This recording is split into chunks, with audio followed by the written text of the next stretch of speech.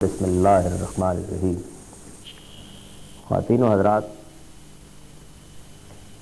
مجھے منتظمین نے کہا ہے کہ ریکارڈنگ کے بعد مسائل کی وجہ سے میں آج معمول کا درس نہ دوں، چنانچہ ان کی اس درخواست کے پیش نظر میں بعض اہم سوالات کو موضوع بنا رہا ہوں، جن کے بارے میں وقتاً فوقتاً اگرچہ میں اپنا نقطہ نظر بیان کرتا رہتا ہوں، لیکن وقت کی کمی کے پیش نظر تفصیل کے ساتھ ان پر اظہار خیال کا موقع نہیں ملتا۔ اس طرح کے سوالات یوں تو بہت زیادہ ہیں، لیکن میں ان میں سے چند اہم چیزوں کو اس وقت لے رہا ہوں اور یہ کوشش کروں گا کہ دلائل کے ساتھ ہی عرض کر دوں کہ اسلام کا منشا اس معاملے میں جو کچھ میں سمجھا ہوں وہ کیا ہے۔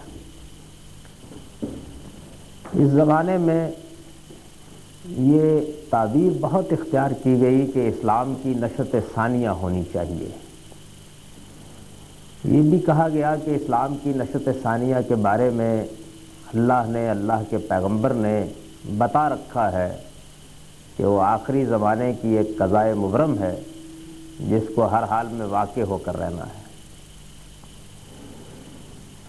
یہ تعبیر بالعموم میری زبان پر نہیں آتی، چنانچہ لوگ اس کے بارے میں بہت کچھ تردد کا اظہار کرتے رہتے ہیں کہ اب جب کہ اس کا عام غلغلہ ہے، مذہبی رہنما بالعموم اسی کا ذکر کرتے ہیں، اس کے منصوبے بناتے ہیں، اس کے پروگرام پیش کرتے ہیں، تو تم اس معاملے میں گریز کا رویہ کیوں اختیار کرتے ہو؟ چنانچہ میں پہلی بات تو اس ضمن میں یہ عرض کروں گا کہ جہاں تک اسلام کا تعلق ہے، اس کو در حقیقت کسی نشأت ثانیہ یا ثالثہ کی کبھی ضرورت ہی لاحق نہیں ہوئی۔ نشأت ثانیہ کا مطلب یہ ہے کہ ایک چیز کو دوبارہ زندہ کیا جائے، دوبارہ اٹھایا جائے، اس کو دوبارہ دنیا کے سامنے لایا جائے۔ اسلام کے ساتھ یہ حادثہ ہی کبھی پیش نہیں آیا کہ وہ دنیا کی نگاہوں سے اوجھل ہو گیا ہو، اس کی کبھی موت نہیں واقع ہوئی۔ وہ دنیا کی سب سے بڑی حقیقت ہے جو انبیاء علیہم السلام کے ذریعے سے دنیا میں آئی، اور پھر محمد الرسول اللہ صلی اللہ علیہ وسلم نے اس کو ایک ایسی کتاب میں محفوظ کر کے دنیا کو دے دیا جس کے ایک شوشے میں بھی کوئی تبدیلی نہیں ہوئی۔ اللہ کی وہ کتاب ہمارے پاس موجود ہے، ہم جب چاہے اس کا مطالعہ کر سکتے ہیں، وہ پوری دنیا میں شائع و ذائع ہے، دنیا کی بے شمار زبانوں میں اس کا ترجمہ ہو چکا ہے۔ اس کی ہدایت، اس کا پیغام ایسا نہیں ہے کہ لوگوں کے لیے باعث اطمینان نہ رہا ہو۔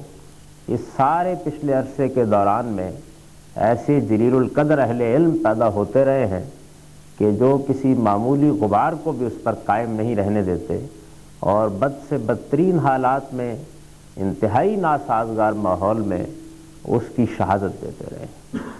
قرآن مجید کے ساتھ اللہ تعالیٰ کا یہ عجیب معاملہ ہے کہ اس کی حقانیت کو مجروح کرنے کے لیے جتنے کچھ بھی حملے اس پر ہوئے، سب کے سب بالکل ناکام ہو گئے، اور وہ جس طرح سے اللہ کے پیغمبر نے دیا تھا اسی صورت میں اس وقت ہمارے پاس موجود ہے۔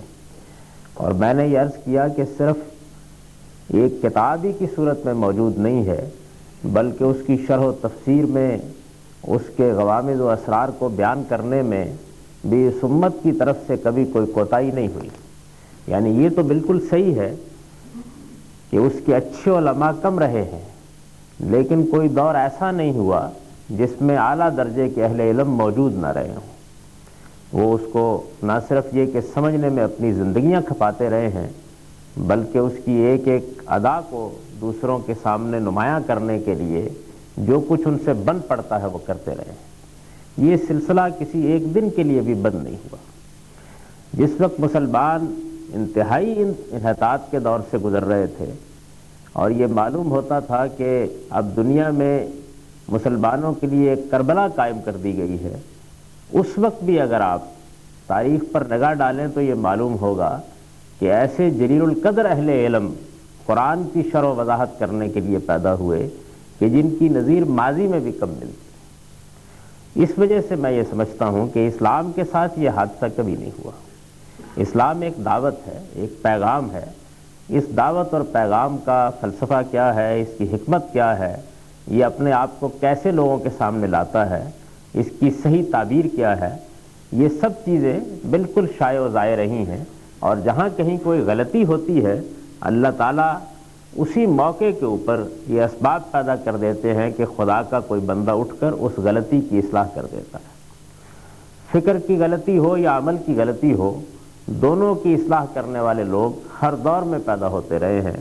اور میں آپ سے عرض کرتا ہوں کہ یہ اصلاح کا عمل ایسا عجیب و غریب عمل ہے کہ جس زمانے میں مسلمان یہ محسوس کرتے ہیں کہ وہ بہت گر رہے ہیں، اس میں زیادہ تیزی کے ساتھ، زیادہ تحرک کے ساتھ یہ نمایاں ہو جاتا ہے۔ اس لیے اسلام پر میرے نزدیک کوئی ایسا دور کبھی نہیں آیا کہ اس کے لیے نشأت ثانیہ کی تعبیر اختیار کی جائے، یا یہ خیال کیا جائے کہ اسلام ختم ہو گیا، یا وہ مردہ ہو گیا، یا اس میں جان نہیں رہی، اور اب اس کو زندہ کرنے کے لیے ہم کو اس کے لیے جدوجہد کرنی ہے یا کوشش کرنی ہے۔ ایک مسلسل عمل ہے جو اس کی شرح و وضاحت کا جاری ہے، دنیا کے سامنے اس کو پیش کرنے کا عمل مسلمانوں کے حکماء، مسلمانوں کے علماء، مسلمانوں کے فلسفی کر رہے ہیں، اور اس کام میں جس حد تک ان سے بن پڑتا ہے اپنا نقطہ نظر واضح کرتے رہتے ہیں۔ ہر کام میں کچھ کوتاہیاں ہوتی ہیں، وہ دور اول میں بھی ہوتی رہی ہیں، درمیانی ادوار میں بھی ہوتی رہی ہیں، اس زمانے میں بھی ہوتی ہیں، لیکن ایسا نہیں ہے کہ اس میں کوئی تزلزل واقع ہو گیا ہو، کوئی خرابی بہت بڑی واقع ہو گئی ہو، کوئی چیز بالکل ہی نگاہوں سے اوجھل ہو گئی ہو اور اس کو نمایاں کرنے کی ضرورت پڑ گئی۔ البتہ یہ بات بالکل صحیح ہے کہ مسلمانوں کو نشأت ثانیہ کی ضرورت ہے، یعنی جو حادثہ ہوا ہے وہ اسلام کے ساتھ نہیں ہوا، وہ مسلمانوں کے ساتھ ہوا ہے۔ مسلمان ایک زمانے میں اس دنیا میں سپر پاور تھے، اور ان کو یہ حیثیت کم و بیش 1000 سال تک حاصل رہی۔ یہ ایسا دور تھا کہ جس میں دنیا بھر کی حکومت ایک طرح سے ان کے پاس تھی۔ جن جگہوں پر وہ حکمرانی براہ راست نہیں کر رہے تھے، ان سے باج وصول کرتے تھے۔ دنیا کی بڑی بڑی حکومتیں ان کے سامنے لرزہ براندام رہتی تھیں۔ دنیا کی اصل مادی قوت بھی انہی کے پاس موجود تھی۔ دنیا کے متمدن علاقوں پر وہی اپنے قلمرو بنائے ہوئے، اپنے عظمت کے جھنڈے گاڑے ہوئے تھے۔ یہ چیز مسلمانوں سے چھن گئی، اور جب یہ چیز مسلمانوں سے چھن گئی تو ایک قوم کی حیثیت سے فطری طور پر ان کے اندر یہ داعیہ یا جذبہ پیدا ہوا کہ وہ اپنی اس عظمت رفتہ کو دوبارہ حاصل کرے۔ ہر قوم یہ حق رکھتی ہے، اور ظاہر ہے کہ میں اگر اس قوم کا ایک فرد ہوں یا آپ اس کا ایک حصہ ہیں تو آپ کے دل میں بھی فطری طور پر اور میرے دل میں بھی فطری طور پر یہ خواہش پیدا ہوتی ہے اور ہونی چاہیے کہ مسلمان دوبارہ زندہ ہو، مسلمانوں کو دوبارہ وہی عظمت حاصل ہو، وہ دنیا کے اندر اسی طریقے سے ممتاز ہوں۔ یہ چیز جس طرح کہ میں نے عرض کیا بالکل ایک فطری چیز ہے۔ چنانچہ مسلمانوں کی نشأت ثانیہ تو جد و جہد کا موضوع بھی ہو سکتی ہے اور فکر و خیال کا موضوع بھی ہو سکتی ہے۔ ایک زندہ قوم کی حیثیت سے جب دنیا میں ان کا کردار نہیں رہا تو وہ یہ سوچنے کا حق رکھتے ہیں کہ کیا وہ اپنے اس کردار کو دوبارہ حاصل کر سکتے ہیں اور اس کو دنیا میں ایک مرتبہ پھر پا سکتے ہیں۔ مسلمان قوم کے ایک فرد کی حیثیت سے کوئی شخص اگر یہ چاہتا ہے تو وہ اس کے لیے سوچتا بھی ہے، اس کے لیے پروگرام بھی بناتا ہے، اس کے لیے جدوجہد بھی کرتا ہے۔ یہ سب کام ہوتے رہتے ہیں، اور دنیا کی اقوام کے عروج و زوال کے بارے میں اللہ تعالیٰ نے جو فرمایا ہے کہ تلک الایام نداولها بین الناس، اس میں کبھی کسی قوم کو عروج حاصل ہوتا ہے اور کبھی کسی دوسری قوم کو عروج حاصل ہوتا ہے۔ تو اس طریقے سے عروج و زوال کا یہ قانون روب عمل رہتا ہے۔ یہ خدا کی ایک ایسی سنت ہے کہ جو بالکل غیر متبدل ہے۔ اس میں مسلمان بھی اپنا مقام پانے کی جدوجہد کر سکتے ہیں، اور اس کے کچھ قواعد ہیں، ضوابط ہیں جن کے تحت یہ چیز ان کو حاصل ہو سکتی ہے۔ اس وجہ سے میں یہ سمجھتا ہوں کہ اسلام کی نشأت ثانیہ تو بالکل ایک غلط تعبیر ہے، نہ اس کی کوئی ضرورت ہے، نہ اسلام کے ساتھ اس طرح کوئی حادثہ ہوا ہے۔ اسلام ایک زندہ حقیقت ہے، اس وقت بھی زندہ حقیقت ہے، ماضی میں بھی زندہ حقیقت تھی۔ اس پچھلے 200 سال کے عرصے میں بہت بڑے پیمانے پر اس پہ حملہ ہوا ہے، اور اس کے بنیادی عقائد پر طاق کی گئی ہے۔ دنیا کے اندر بہت بڑے بڑے فلسفے اٹھے اور انہوں نے یہ خیال کیا کہ وہ اس کو پستہ کر دیں گے، لیکن نہ اس کی کتاب پر کوئی حرف آیا، نہ اس کے پیغام پر کوئی حرف آیا، نہ اس کے استدلال پر کوئی حرف آیا۔ وہ جیسی حقیقت پہلے تھی ویسی حقیقت آج بھی ہے دنیا کے سامنے آج بھی اسی اعتبار سے اس کو پیش کیا جا سکتا ہے جس اعتبار سے ہمارے اسلاف اس کو پیش کرتے رہے ہیں. اس کے حقائق اس وقت بھی دنیا پر نمایاں کیے جا سکتے ہیں اور اس شان کے ساتھ نمایاں کیے جا سکتے ہیں کہ بڑے سے بڑا آدمی ان کے سامنے بالکل خاموش ہونے پر مجبور ہو جائے. اس وجہ سے اسلام کے معاملے میں تو پورا اطمینان رکھنا چاہیے کہ وہ زندہ ہے، پائندہ ہے، اس کے اندر ادنا درجے میں نہ کوئی اضمحلال آیا ہے، نہ اس کی کتاب پر کوئی افتاد گزری ہے، نہ اس کی شرح و تعبیر کے معاملے میں کوئی خلا واقع ہوا ہے. اللہ کے بندے جس طرح پہلے اس کی خدمت کرتے رہے ہیں اس وقت اسی طرح اس وقت بھی اس کی خدمت کر رہے ہیں اور اس کی خدمت کرتے رہیں گے. مسلمانوں کے لیے البتہ یہ ضرور لمحہ فکریہ ہے کہ وہ ایک زمانے میں ایک بڑی قوت تھے، دنیا پر ان کی حکومت قائم تھی، ایک عالم ان کے انگوٹھے کے نیچے تھا. وہ اپنی عظمت کو کیسے حاصل کر سکتے ہیں؟ لہذا صحیح تعبیر اسلام کی نشت ثانیہ نہیں بلکہ مسلمانوں کی نشت ثانیہ ہے. تو مسلمانوں کی نشت ثانیہ کے لیے کیا ہونا چاہیے؟ یہ ایک اہم سوال ہے. اس معاملے میں اس وقت 2-3 نقطہ نظر ہیں. میں بھی اس میں ایک نقطہ نظر رکھتا ہوں. ایک نقطہ نظر اس معاملے میں یہ ہے کہ مسلمانوں کے اندر سے بعض ایسے لوگ کہ جو مذہب کے ساتھ خصوصی وابستگی رکھتے ہیں اور جن کو مذہبی علوم میں بھی کچھ درک حاصل ہے، آپ کہہ سکتے ہیں کہ وہ مسلمانوں کے مذہبی رہنما ہیں. مسلمانوں کا سیاسی اقتدار ان کے ہاتھ میں آ جائے تو اس سے مسلمانوں کی نشت ثانیہ کا عمل تیز ہو سکے گا یا اس کے نتائج کو حاصل کیا جا سکے گا. ایک نقطہ نظر یہ ہے. چنانچہ اس نقطہ نظر کے مطابق دنیا بھر میں مسلمانوں نے پچھلی صدی میں بہت جدوجہد کی ہے.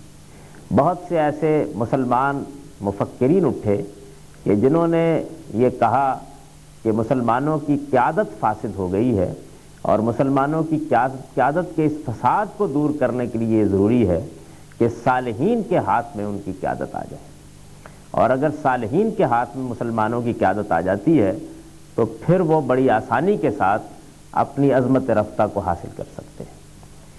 صالحین کے ہاتھ قیادت آنے کے ظاہر ہے کہ اس عمل کو ایک خواہش کی حیثیت سے تو جب چاہے پیش کیا جا سکتا تھا، لیکن دنیا جس مقام پر کھڑی ہے اس میں اللہ تعالیٰ قیادت کے فیصلے جس طریقے سے کرتے ہیں، قوموں کے اندر مختلف لوگوں کے ہاتھ میں جس طریقے سے قیادت کی باغ ڈور آتی ہے، وہ اپنی جگہ ایک ایسی اٹل چیز ہے جسے ہم اپنی خواہشوں سے بدل نہیں سکتے. چنانچہ اس طرح کی کسی خواہش کا ایک لازمی نتیجہ یہ نکلتا ہے کہ بہت سے لوگ ڈسپریٹ ہو کر پھر ایسے طریقے اختیار کرنے لگ جاتے ہیں جس سے جلد اس منزل کو پہنچا جائے. چنانچہ اسی نقطہ نظر کے بطن سے یہ چیز نمودار ہوئی کہ مسلمانوں کو جہاد کرنا چاہیے اور دنیا کے اندر اس وقت ان کی عظمت رفتہ کے راستے میں اگر کوئی رکاوٹ ہے تو وہ موجودہ زمانے کی سپر طاقتیں ہیں. وہ سازشیں کرتی ہیں اور مسلمانوں کو پنپنے نہیں دیتی اور انہوں نے ان پر اپنی قوت اور اپنا نہاد قائم کر رکھا ہوا ہے. لہذا مسلمان اس کے لیے اٹھے. اب جب جہاد کے نقطہ نظر سے مسلمانوں نے اپنے آپ کو دیکھا تو معلوم ہوا کہ وہ موجودہ زمانے کے جنگی اسلحہ کے معاملے میں انہی طاقتوں کے محتاج. جب وہ انہی طاقتوں کے محتاج ہیں اور ان کے پاس ان کا مقابلہ کرنے کے لیے کوئی غیر معمولی چیز موجود نہیں ہے تو پھر وہ چیزیں نمودار ہوئیں جن کو اس وقت مسلمان بڑی اہمیت کی نگاہ سے دیکھتے ہیں کہ بعض ایسے لوگ اٹھ کھڑے ہوں جو بالکل سرفروش ہوں، کہیں بم مار کر کوئی پل اڑا دیں، کہیں کسی ٹریڈ سینٹر میں دھماکہ کر دیں، کہیں کوئی فیکٹری اڑا دیں، کہیں کوئی بے گناہ شہریوں کے اوپر اس طرح کا اور حملہ کر ڈالیں. تو اس طریقے سے گویا اپنی مجاہدانہ سرگرمیوں سے وہ دنیا کی بڑی بڑی طاقتوں کو گھٹنے ٹیکنے پر مجبور کر دیں گے. یعنی اس کے بطن سے یہ ایک دوسرا نقطہ نظر نمودار ہو. میں ان دونوں نقطہ نظر کو بنیادی طور پر غلط سمجھتا ہوں. میں یہ محسوس کرتا ہوں کہ کسی قوم کے اندر جس طرح کے ہم مسلمان ہیں، اگر زندگی اور بیداری پیدا کرنی ہے تو اس کے لیے اللہ تعالیٰ کا بنایا ہوا ایک قانون ہے جس کا مطالعہ کرنا چاہیے. اور یہ قانون قرآن مجید میں بیان ہوا ہے، دوسرے مذہبی صحیفوں میں بیان ہوا ہے، اور جن لوگوں کی فلسفہ تاریخ پر نگاہ ہے انہوں نے بڑی وضاحت کے ساتھ اس کو بیان کیا ہے کہ دنیا میں عروج و زوال کس اصول پر ہوتا ہے. قرآن مجید نے یہ بتایا ہے کہ دنیا میں عروج و زوال کے 2 قاعدے ہیں. ایک قاعدہ اہل ایمان کے لیے ہے اور ایک قاعدہ خدا کے ساتھ سرکشی اختیار کرنے والی قوموں کے لیے. سرکشی اختیار کرنے والی قوموں کے لیے خدا کا قانون امحال کام کرتا ہے. یعنی اللہ تعالیٰ جب کسی قوم کو دیکھتا ہے کہ وہ اس کے انکار میں، اس کے مقابلے میں سرکشی میں حدود سے تجاوز کر رہی ہے تو وہ اس کو مہلت دے دیتا ہے کہ وہ کچھ دیر کے لیے دنیا کے اندر آخری عروج پالے، تاکہ پھر اس کے پاس کوئی عذر باقی نہ رہے اور وہ اس کو پکڑے تو اس طرح پکڑے کہ وہ اپنے عروج کے مقام پر کھڑی ہو اور اللہ تعالیٰ کی گرفت اس کے اوپر ہو جائے، اور دنیا کے اندر اللہ اپنے قانون کے مطابق وہ کام کر ڈالیں جس کو، جس طرح کہ میں نے ابھی عرض کیا، وہ تلک الایام نداولها بین الناس سے قرآن مجید میں تعبیر کرتے ہیں کہ یہ اصل میں زمانے کے دن ہیں جن کو ہم پھراتے رہتے ہیں، کبھی ایک قوم کو عروج دیتے ہیں، کبھی کسی دوسری قوم کو عروج دیتے ہیں۔ تو ایک تو امہال کا قانون ہے۔ مسلمانوں کے لیے جو قانون ہے وہ یہ ہے کہ وہ اپنے اندر ایمان اور تقوی پیدا کریں۔ یہ بات قرآن مجید نے جگہ جگہ بیان کی ہے کہ اگر مسلمان اپنے اندر ایمان اور تقوی پیدا کریں گے، خواہ وہ اس زمانے کے مسلمان ہوں، خواہ رسالت مآب صلی اللہ علیہ وسلم سے پہلے کے دور کے مسلمان ہوں، اس لیے کہ مسلمان تو اللہ تعالیٰ کے پیغمبروں کو ماننے والی قوم کی حیثیت سے ہمیشہ دنیا میں موجود رہے ہیں، تو جس زمانے کے بھی مسلمان ہوں ان کو یہ چاہیے کہ وہ اپنے اندر ایمان اور تقوی پیدا کریں۔ اللہ تعالیٰ نے قرآن مجید میں یہ بتایا ہے کہ بنی اسرائیل سے بھی ہم نے یہی کہا تھا اور مسلمانوں سے بھی یہی کہتے ہیں اس دور میں کہ وہ اگر اپنے اندر ایمان اور تقوی پیدا کر لیتے ہیں تو پھر ہماری خصوصی رحمت ان کی جانب متوجہ ہو جاتی ہے، اور ہم دنیا میں ان کو عروج دیتے ہیں قومی حیثیت سے۔ انفرادی معاملات تو اس وقت زیر بحث نہیں ہے، قومی حیثیت سے ان کو عروج دیتے ہیں، اور اگر وہ ایمان اور تقوی سے دستبردار ہو جاتے ہیں، اللہ کے حکموں کی پیروی نہیں کرتے، اس کے دین کے ساتھ ان کا قومی حیثیت سے مخلصانہ رویہ نہیں رہتا، تو پھر اللہ تعالیٰ ان پر گرفت کرتے ہیں اور ان کو دوسروں کا محکوم، باج گزار اور قرض دار بنا دیتے ہیں۔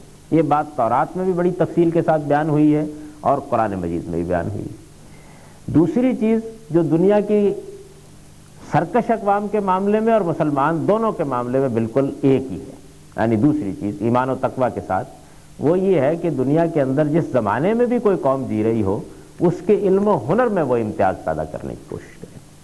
مسلمان جب پیغمبر کی قیادت میں موجود تھے اس وقت بھی ان سے یہ کہا گیا کہ اعدوا لهم ما استطعتم من قوۃ ورباط الخیل ترہبون بہ عدو اللہ، کہ تمہیں اپنی مادی طاقت کو بہت ممتاز رکھنا چاہیے، اس درجے میں رکھنا چاہیے کہ جس میں تم اللہ کے دشمنوں کو مروب کر دے سکو۔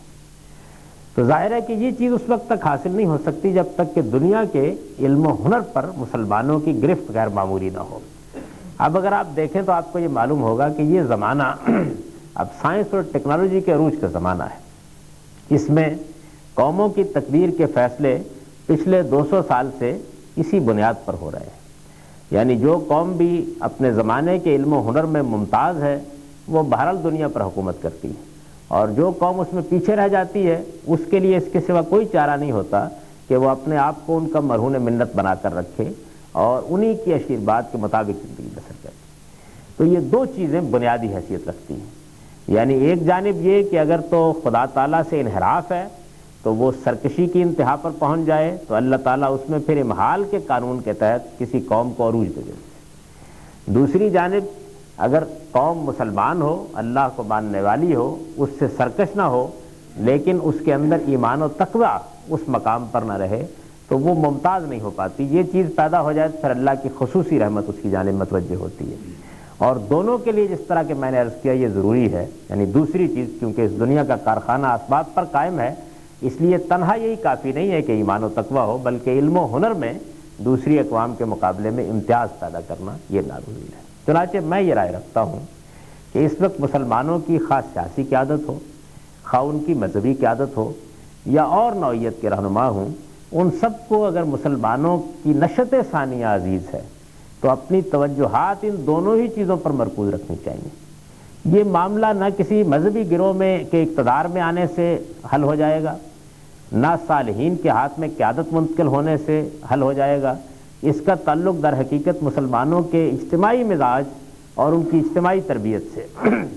ہم اگر یہ دو چیزیں پیدا کرنے میں کامیاب ہو جاتے ہیں تو اللہ تعالیٰ کے قانون کے مطابق مسلمانوں کی نشت ثانیہ بھی ہو جائے گی اور ان کے عروج کا فیصلہ بھی ہو جائے گا، اور اگر یہ دو چیزیں پیدا کرنے میں کامیاب نہیں ہوتے تو ہماری قیادت جس کے بھی ہاتھ میں ہو اس سے کوئی خاص فرق نہیں پڑے گا۔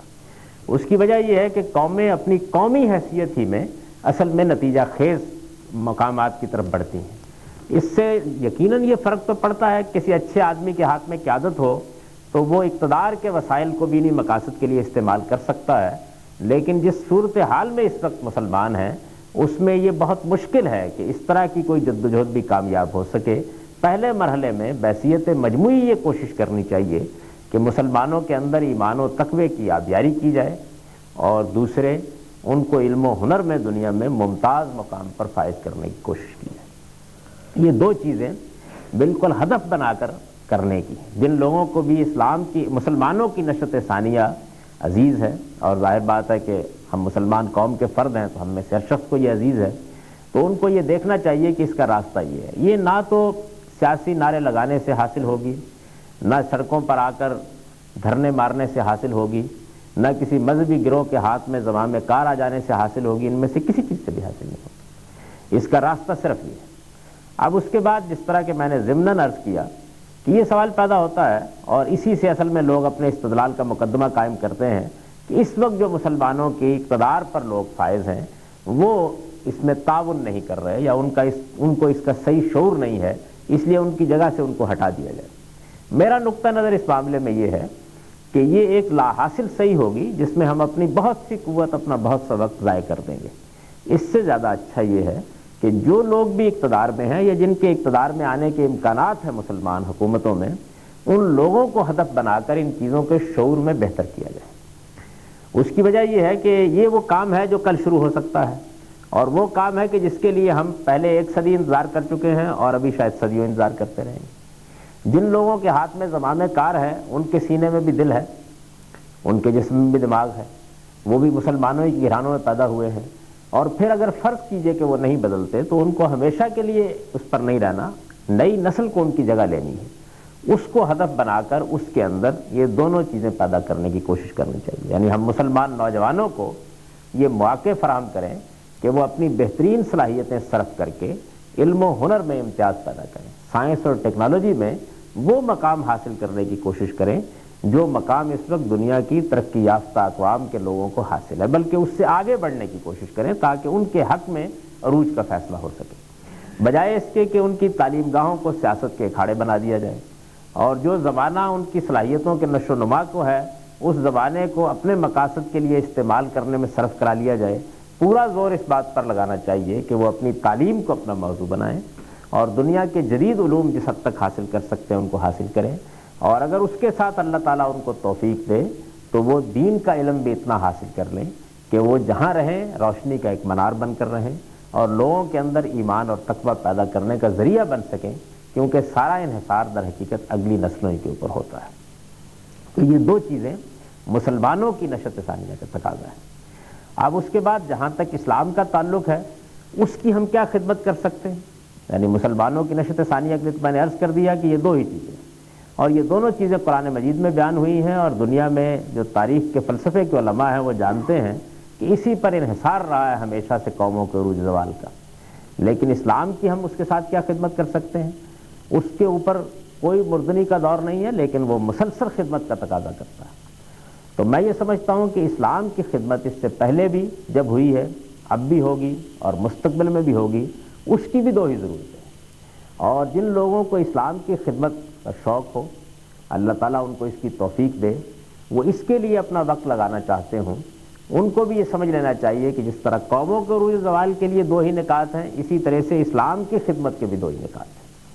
ایک چیز یہ کہ مسلمانوں کے اندر اسلام کے جاننے والے یعنی اس کے علماء بہت اعلیٰ درجے کے پیدا ہوتے ہیں، یعنی اس بات کی توجہ کرنی چاہیے کہ کوئی ایسا زمانہ نہ ہو کہ جس میں مسلمانوں کے اندر دین کے اچھے جاننے والے نہ رہیں۔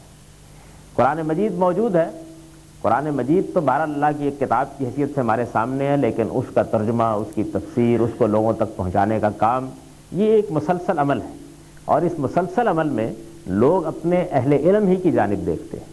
مسلمانوں کے اندر جب کبھی بھی زوال آتا ہے تو عام طور پر ان کے اہل علم کے ہاں خرابی پیدا ہوتی ہے۔ اس وجہ سے اس بات کو ہمیشہ ملحوظ رکھنا چاہیے کہ اسلام کی خدمت کے لیے سب سے بڑا کرنے کا کافی ہے۔ اور میں آپ سے عرض کرتا ہوں کہ سلف الخلف میں ہمیشہ صحیح فکر اہل علم نے اسی چیز کو اپنا موضوع بنایا، یعنی وہ ایسے لوگوں کو پیدا کرنے کا باعث بنتے رہے ہیں کہ جو دین کے جید علماء، دین کے محقق علماء، دین کو اس طرح سمجھتے ہوں جس طرح کہ اس کو سمجھنے کا حق ہے۔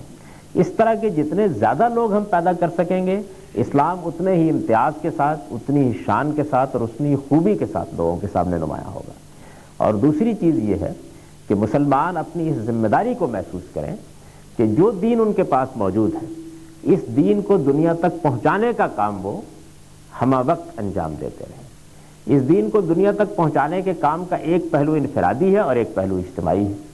انفرادی پہلو کا معاملہ تو یہ ہے کہ ہر مسلمان کو یہ چاہیے کہ وہ خود دین پر عمل پیرا ہو اور اس کے ساتھ اپنے گرد و پیش کے ماحول میں دوسروں کو بھی دین بتاتا رہے، حق سمجھاتا رہے، حق کی باتیں لوگوں کے ذہن نشین کرتا رہے اور ان کو حق پر ثابت قدمی کی تلقین کرتا رہے۔ اس کو قرآن مجید نے خود بیان کر دیا ہے کہ مسلمان اگر اس دنیا کے اندر اپنے دین کے تقاضے فی الواقع پورا کرنا چاہتے ہیں تو ان کو یہ چاہیے کہ وہ ایمان اور عمل صالح کے ساتھ وتواصوا بالحق وتواصوا بالصبر، یعنی ایک دوسرے کو حق کی نصیحت کرتے رہیں اور ایک دوسرے کو حق پر ثابت قدمی کی نصیحت کرتے رہیں۔ یہ تو اس کا انفرادی معاملہ ہے۔ اس کے لیے آدمی کو کہیں ایران قرآن جانے کی ضرورت نہیں ہے، جتنا دین اس کی سمجھ میں آتا ہے، جتنا زیادہ وہ اس کو سیکھتا ہے، اسی لحاظ سے وہ اپنے ماحول میں لوگوں کو بتاتا رہتا ہے۔ یہ دین کی خدمت کا کام ہے، دین کو دوسروں تک پہنچانے کا یہ کام اللہ تعالیٰ کی ڈالی ہوئی ایک ذمہ داری ہے جو ہر شخص کو انفرادی طور پر اپنے ماحول میں ادا کرنی چاہیے۔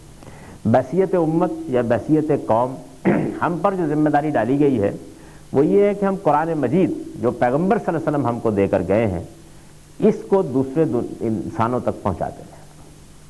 یعنی قرآن مجید کے بارے میں قرآن مجید ہی میں یہ بات بتائی گئی ہے کہ یہ اس لیے نازل کیا گیا پیغمبر صلی اللہ علیہ وسلم پر لِأُنذِرَكُمْ بِهِ وَمَنْ بَلَغَ، یعنی پیغمبر سے کہا گیا کہ آپ بتا دیں کہ میں اس کے ذریعے سے تمہیں انذار کروں گا اور جن تک یہ پہنچے وہ دوسروں کو یہ پہنچاتے رہیں گے، اس کے ذریعے سے دنیا کو خبردار کرتے رہیں گے۔ تو قرآن مجید کا پہنچانا یہ مسلمانوں کی اجتماعی ذمہ داری ہے۔ قرآن مجید کے پہنچانے کا یہ کام جس پیمانے پر بھی ہو سکے۔ موجودہ زمانے میں یہ بھی بڑا حادثہ ہوا ہے کہ مسلمانوں کی زیادہ توجہ بعض دوسری چیزوں کے ابلاغ پر مرتکز ہو کر رہ گئی ہے۔ قرآن مجید کی خدمت کا کام بھی وہ کر ہی رہے ہیں کسی نہ کسی درجے میں، لیکن جس پیمانے پر اس کو ہونا چاہیے۔ اور موجودہ دور میں تو میں آپ سے عرض کرتا ہوں کہ دنیا بالکل ایک گلوبل ولیج بن گئی ہے اور جدید ذرائع مواصلات نے یہ صورت پیدا کر دی ہے اور ذرائع ابلاغ نے کہ آپ اپنی بات کو دنیا کے گوشے گوشے تک، کونے کونے تک پہنچا سکتے ہیں۔ اس میں مسلمانوں کے اہل علم کو بھی، مسلمانوں کی حکومتوں کو بھی اور عام لوگوں کی بھی اس معاملے میں دلچسپی لینی چاہیے کہ اس اللہ کی کتاب کو زیادہ سے زیادہ بڑے سے بڑے پیمانے پر کیسے دوسروں تک پہنچایا جا سکتا ہے۔ دنیا کی ہر زبان میں اس کے عمدہ سے عمدہ تراجم ہونے چاہیے، بہتر سے بہتر شکل میں اس کو دوسروں تک پہنچانے کا اہتمام کرنا چاہیے۔ یہ کتاب اپنا راستہ خود ہی نکالتی ہے اور اس کے اندر جو تاثیر ہے، جو قوت ہے، وہ مسلمانوں کے ہاں اگر پذیرائی نہ بھی پائے تو میں آپ سے عرض کرتا ہوں کہ غیر مسلموں کے بالکل دلوں کی دنیا تبدیل کر دیتی ہے۔ اس کی پینیٹریشن کا اپنا ایک انداز ہے جو اس کے اندر ہی مضمر ہے، اس کے اندر ہی پوشیدہ ہے۔ ہمارا کام صرف یہ ہے کہ ہم اس کا ابلاغ کریں، اس کو زیادہ سے بڑے پیمانے کے اوپر دنیا تک پہنچا دیں۔ موجودہ زمانے میں یہ تبدیلی واقع ہو رہی ہے کہ ایک جانب تو انگریزی زبان نے بالکل ایک بین الاقوامی زبان کی حیثیت اختیار کر لی ہے اور اب یہ ممکن ہو گیا ہے کہ دنیا کی بہت سی دوسری زبانوں سے اگر قطع نظر بھی کر لیا جائے تو تنہا اس زبان کے ذریعے سے ہم اللہ کی کتاب کا بہت دور دور تک ابلاغ کر سکتے ہیں۔ پھر جو نئی سہولتیں پیدا ہوئی ہیں ان میں آپ گھر بیٹھے ہوئے جہاں چاہیں اس کتاب کو پہنچا سکتے ہیں۔ تو اس کتاب کا درس، اس کتاب کی شرح، اس کتاب کی تفسیر، اس کتاب کا ترجمہ، اس کتاب کو دوسروں تک پہنچانا، یہ اصل میں وہ عمل ہے کہ جو اس کی خدمت کا سب سے بڑا عمل ہے۔ رسول اللہ صلی اللہ علیہ وسلم نے اسی کو بیان کیا ہے کہ خیرکم من تعلم القرآن وعلمہ، تم میں سے بہترین لوگ وہ ہیں کہ جو قرآن مجید کو سیکھتے ہیں اور قرآن مجید دوسروں کو سکھاتے رہتے ہیں۔ سیکھنے اور سکھانے کا یہ عمل جاری رکھتے ہیں یہاں تک کہ اللہ تعالیٰ کی طرف سے پیغام آ جاتا ہے کہ اب تمہاری ذمہ داری ختم ہو گئی۔ تو اسلام کی خدمت کے لیے کرنے کے اصل کام یہ ہے۔ جس طرح کہ میں نے عرض کیا دین کے جید علماء پیدا ہوتے رہیں، وہ پیدا ہوتے رہیں گے تو الجھنوں کو سلجھاتے رہیں گے، جہاں مشکل پیش آ جائے گی اس کا حل بتاتے رہیں گے، اللہ کی کتاب کی شرح و تفسیر کا کام انجام دیتے رہیں گے، کوئی بے اعتمادی کی فضا پیدا ہوگی تو اس کو دور کرتے رہیں گے، کوئی سوال کوئی اشکال ہوگا تو اس کا حل لوگوں کے سامنے پیش کر کے ان کے قلوب و اذہان کو مطمئن کرتے رہیں گے۔ تو یہ کام جو ہے اس کی طرف توجہ دینی چاہیے، اس میں کوتاہی ہو رہی ہے۔ اور دوسری جانب قرآن کا ابلاغ، قرآن کی تذکیر، قرآن کے ذریعے سے انذار، یہ کام جو ہے اس کو دنیا میں بہت بڑے پیمانے پر کرنے کی ضرورت ہے۔ مسلمانوں کی چونکہ عمومی توجہ اس جانب نہیں ہے تو اس کا جو نتیجہ نکل رہا ہے وہ یہ ہے کہ جس بڑے پیمانے پر اس کام کو کرنے کے امکانات اس زمانے میں پیدا ہو گئے ہیں، یعنی جس بڑے پیمانے پر اب کیا جا سکتا ہے، پچھلے زمانوں میں اس میں مشکلات حائل تھی، لیکن چونکہ توجہ اس جانب نہیں ہے تو اس کا نتیجہ یہ نکل رہا ہے کہ کچھ دوسری چیزیں تو لوگوں تک پہنچ رہی ہیں، لیکن اللہ کی کتاب کو جیسے کہ پہنچنا چاہیے اس کا اہتمام اس پیمانے پر اس شان کے ساتھ نہیں ہو پا رہا ہے۔ تو کتاب الہی کا ابلاغ اور دین کے جید علماء کو تیار کرنے کا کام، اور اس میں ایک تسلسل، کسی حال میں اس کے اندر انقطاع واقع نہ ہو، یہ وہ چیز ہے کہ جس کو موضوع بنا کر کوشش کرنی چاہیے کہ یہ لوگوں تک پہنچے۔ یہ ایک اہم سوال تھا، جس سوال کے بارے میں جو میرا نقطہ نظر تھا وہ میں نے مختصر طریقے پر اس موقع سے فائدہ اٹھاتے ہوئے آپ کے سامنے رکھ دیا ہے، تاکہ یہ بات واضح رہے کہ دین کی خدمت کے باب میں جو آوازیں اٹھتی ہیں، جو پیغام عام طور پر لوگوں کے سامنے پیش کیے جاتے ہیں، میں یہ محسوس کرتا ہوں کہ وہ نوجوانوں کے لیے سخت نقصان دہ ہو جاتے ہیں۔ بجائے اس کے کہ ان کی توجہ اصل کام پر مرکوز ہو، وہ اس کو چھوڑ کر کچھ دوسری چیزوں کو اپنا موضوع بنا لیتے ہیں، اور وہ بہترین نتائج جو نکل سکتے تھے ان کی بجائے کچھ بدترین نتائج ہیں جو مسلمانوں کا مقدر بن جاتے ہیں۔ تو اگر وہ اس حقیقت کو سمجھ لیں کہ اسلام کی خدمت کے لیے اصل میں ان کے کرنے کے کام کیا ہے، اور مسلمانوں کی نشت ثانیہ کے لیے، ان کی عظمت رفتہ کو واپس لانے کے لیے ان کے کرنے کے کام کیا ہیں، تو پھر اس کے بعد اغوا کرنے والوں کے لیے مشکل ہو جائے گا کہ وہ ان کو اغوا کریں اور اپنے مقاصد کے لیے استعمال کر کے اپنی قیادت کی دکان چمکائیں۔ ان کو یہ سمجھنا چاہیے کہ دنیا کے اندر اللہ کے پیغمبر کی یہ ہدایت ہمارے سامنے ایک واضح اشارہ رکھتی ہے، ہم اگر اس کے نشیب و فراز کو سمجھ لیں اور یہ جان لیں کہ اس کے اوپر چلنے کا صحیح طریقہ کیا ہے، تو بہت سی مشکلات پر ہم قابو پا سکتے ہیں۔ اس کے بعد جو اسی ضمن کا ایک مسئلہ ہے وہ یہ ہے کہ عام طور پر موجودہ زمانے میں اور کم و بیش اس پچھلی صدی میں تو یہ حادثہ بہت بڑے پیمانے پر ہوا کہ اسلام کا تعارف اس حیثیت سے کرا دیا گیا کہ وہ در حقیقت ایک بہترین معاشرہ پیدا کرنے کی تحریک ہے۔ اب ظاہر بات ہے کہ ایک بہترین معاشرہ پیدا کرنے کی تحریک کی حیثیت سے جب اس کا تعارف کرایا جاتا ہے تو وہ اپنے اصل مقام سے اٹھ کر ایک دنیوی ضرورت کی چیز بن جاتا ہے۔ ہر معاشرے کی یہ خواہش ہوتی ہے کہ وہ اچھا ہو، ہر معاشرے کے اندر ایسے لوگ پیدا ہوتے ہیں کہ جن کے اندر یہ داعیہ ہوتا ہے، ہر قوم اپنے اندر ایسے لوگ پیدا کرتی رہتی ہے کہ جو یہ چاہتے ہیں کہ اپنی اگلی نسلوں کے لیے بہتر حالات پیدا کریں۔ تو اسلام کو بھی اس کے ایک اعلیٰ کار کی حیثیت سے پیش کیا گیا اور یہ بتایا گیا کہ اس میں ہمارے سب مسائل کا حل موجود ہے۔ دنیا کے اندر جو ظلم، جو عدوان اس وقت ہے وہ صرف اس وجہ سے ہے کہ اللہ تعالیٰ کے دین کے ساتھ لوگ اس طریقے سے وابستہ نہیں رہے ہیں، لہٰذا اسلام میں وہ باتیں بیان ہو گئی ہیں کہ جن کے ذریعے سے ہم دنیا کی سیاست، معیشت، معاشرت سب کے مسائل حل کر سکتے ہیں۔ میں جہاں تک قرآن مجید پر غور کر سکا ہوں اور برسوں اس پر محنت کرنے کے بعد جس نتیجے پر پہنچا ہوں وہ یہ ہے کہ اسلام در حقیقت اس مقصد کے لیے آیا ہی نہیں ہے۔ اسلام کا جو مقصد خود قرآن مجید میں بیان ہوا ہے وہ یہ ہے کہ اس دنیا کے اندر خواہ اس میں اچھا معاشرہ ہو یا انتہائی بدترین معاشرہ ہو، اسلام کی دعوت یہ ہے کہ اللہ اپنی جنت کے لیے کچھ آدمیوں کو منتخب کر لے، یعنی اس کی بنیادی دعوت یہ ہے۔ معاشرہ اچھا ہو یا برا ہو اس سے کوئی بحث نہیں، بد سے بدترین حالات میں بھی اللہ کے بندوں کا اللہ کی طرف متوجہ ہو جانا اگر یہ چیز حاصل ہو جاتی ہے اور چھوٹے سے چھوٹے پیمانے پر بھی حاصل ہوتی رہتی ہے تو اسلام کا مقصد پورا ہوتا رہتا ہے۔ یعنی اسلام کا جو اصل مسئلہ ہے وہ زندگی ہے جو موت کے بعد پیش آنے والی ہے۔ قرآن مجید کی دعوت کا ارتکاز اسی چیز پر ہے، وہ پوری توجہ اس جانب مبذول کرانا چاہتا ہے کہ یہ دنیا ختم ہونے والی ہے اور اس کے بعد تم کو خدا کی بادشاہی میں داخل ہونا ہے، اور جب تم اس دنیا میں داخل ہوگے تو وہاں ابدی نعمت اور ابدی نقمت کا فیصلہ ہو جائے گا۔ اللہ تعالیٰ نے یہ دنیا اس لیے بنائی کہ اس میں سے اپنی جنت کے لیے وہ لوگ منتخب کر لے کہ جو اپنے نفوس کو پاک کر کے اس جنت کے باشندے بن سکیں۔ لہٰذا جب یہ عمل ہو جاتا ہے اور بدترین حالات میں اور بھی شان کے ساتھ ہوتا ہے، ظاہر بات ہے کہ حالات جتنے سنگین ہوں گے امتحان اتنا سخت ہوگا، معاشرہ جتنا برا ہوگا دین پر عمل کرنے میں اتنی مشکلات ہوں گی۔ جو لوگ ان مشکلات کو عبور کرتے ہیں اور ان مسائل کا سامنا کرتے ہیں اور بد سے بدترین حالات کے اندر اپنے رب کی رضا جوئی کے لیے زندگی بسر کرتے ہیں اور مشکل سے مشکل صورتحال میں بھی جنت کو اپنا ہدف بناتے ہیں اور یہ سمجھتے ہیں کہ ہم کو بہرحال اس اصل منزل کو حاصل کرنا ہے، ان کے لیے بے پناہ آ جائے۔ گویا اس زاویے سے دیکھیے تو یہ مسئلہ ہی بالکل ایک بےمانی مسئلہ ہو کر رہ جاتا ہے کہ معاشرہ کس صورتحال میں ہے، بلکہ یہ چیز اہمیت اختیار کر لیتی ہے کہ لوگ ان حالات میں اپنے پروردگار کے ساتھ وابستہ رہنے کی توقع کس شان کے ساتھ کر رہے ہیں۔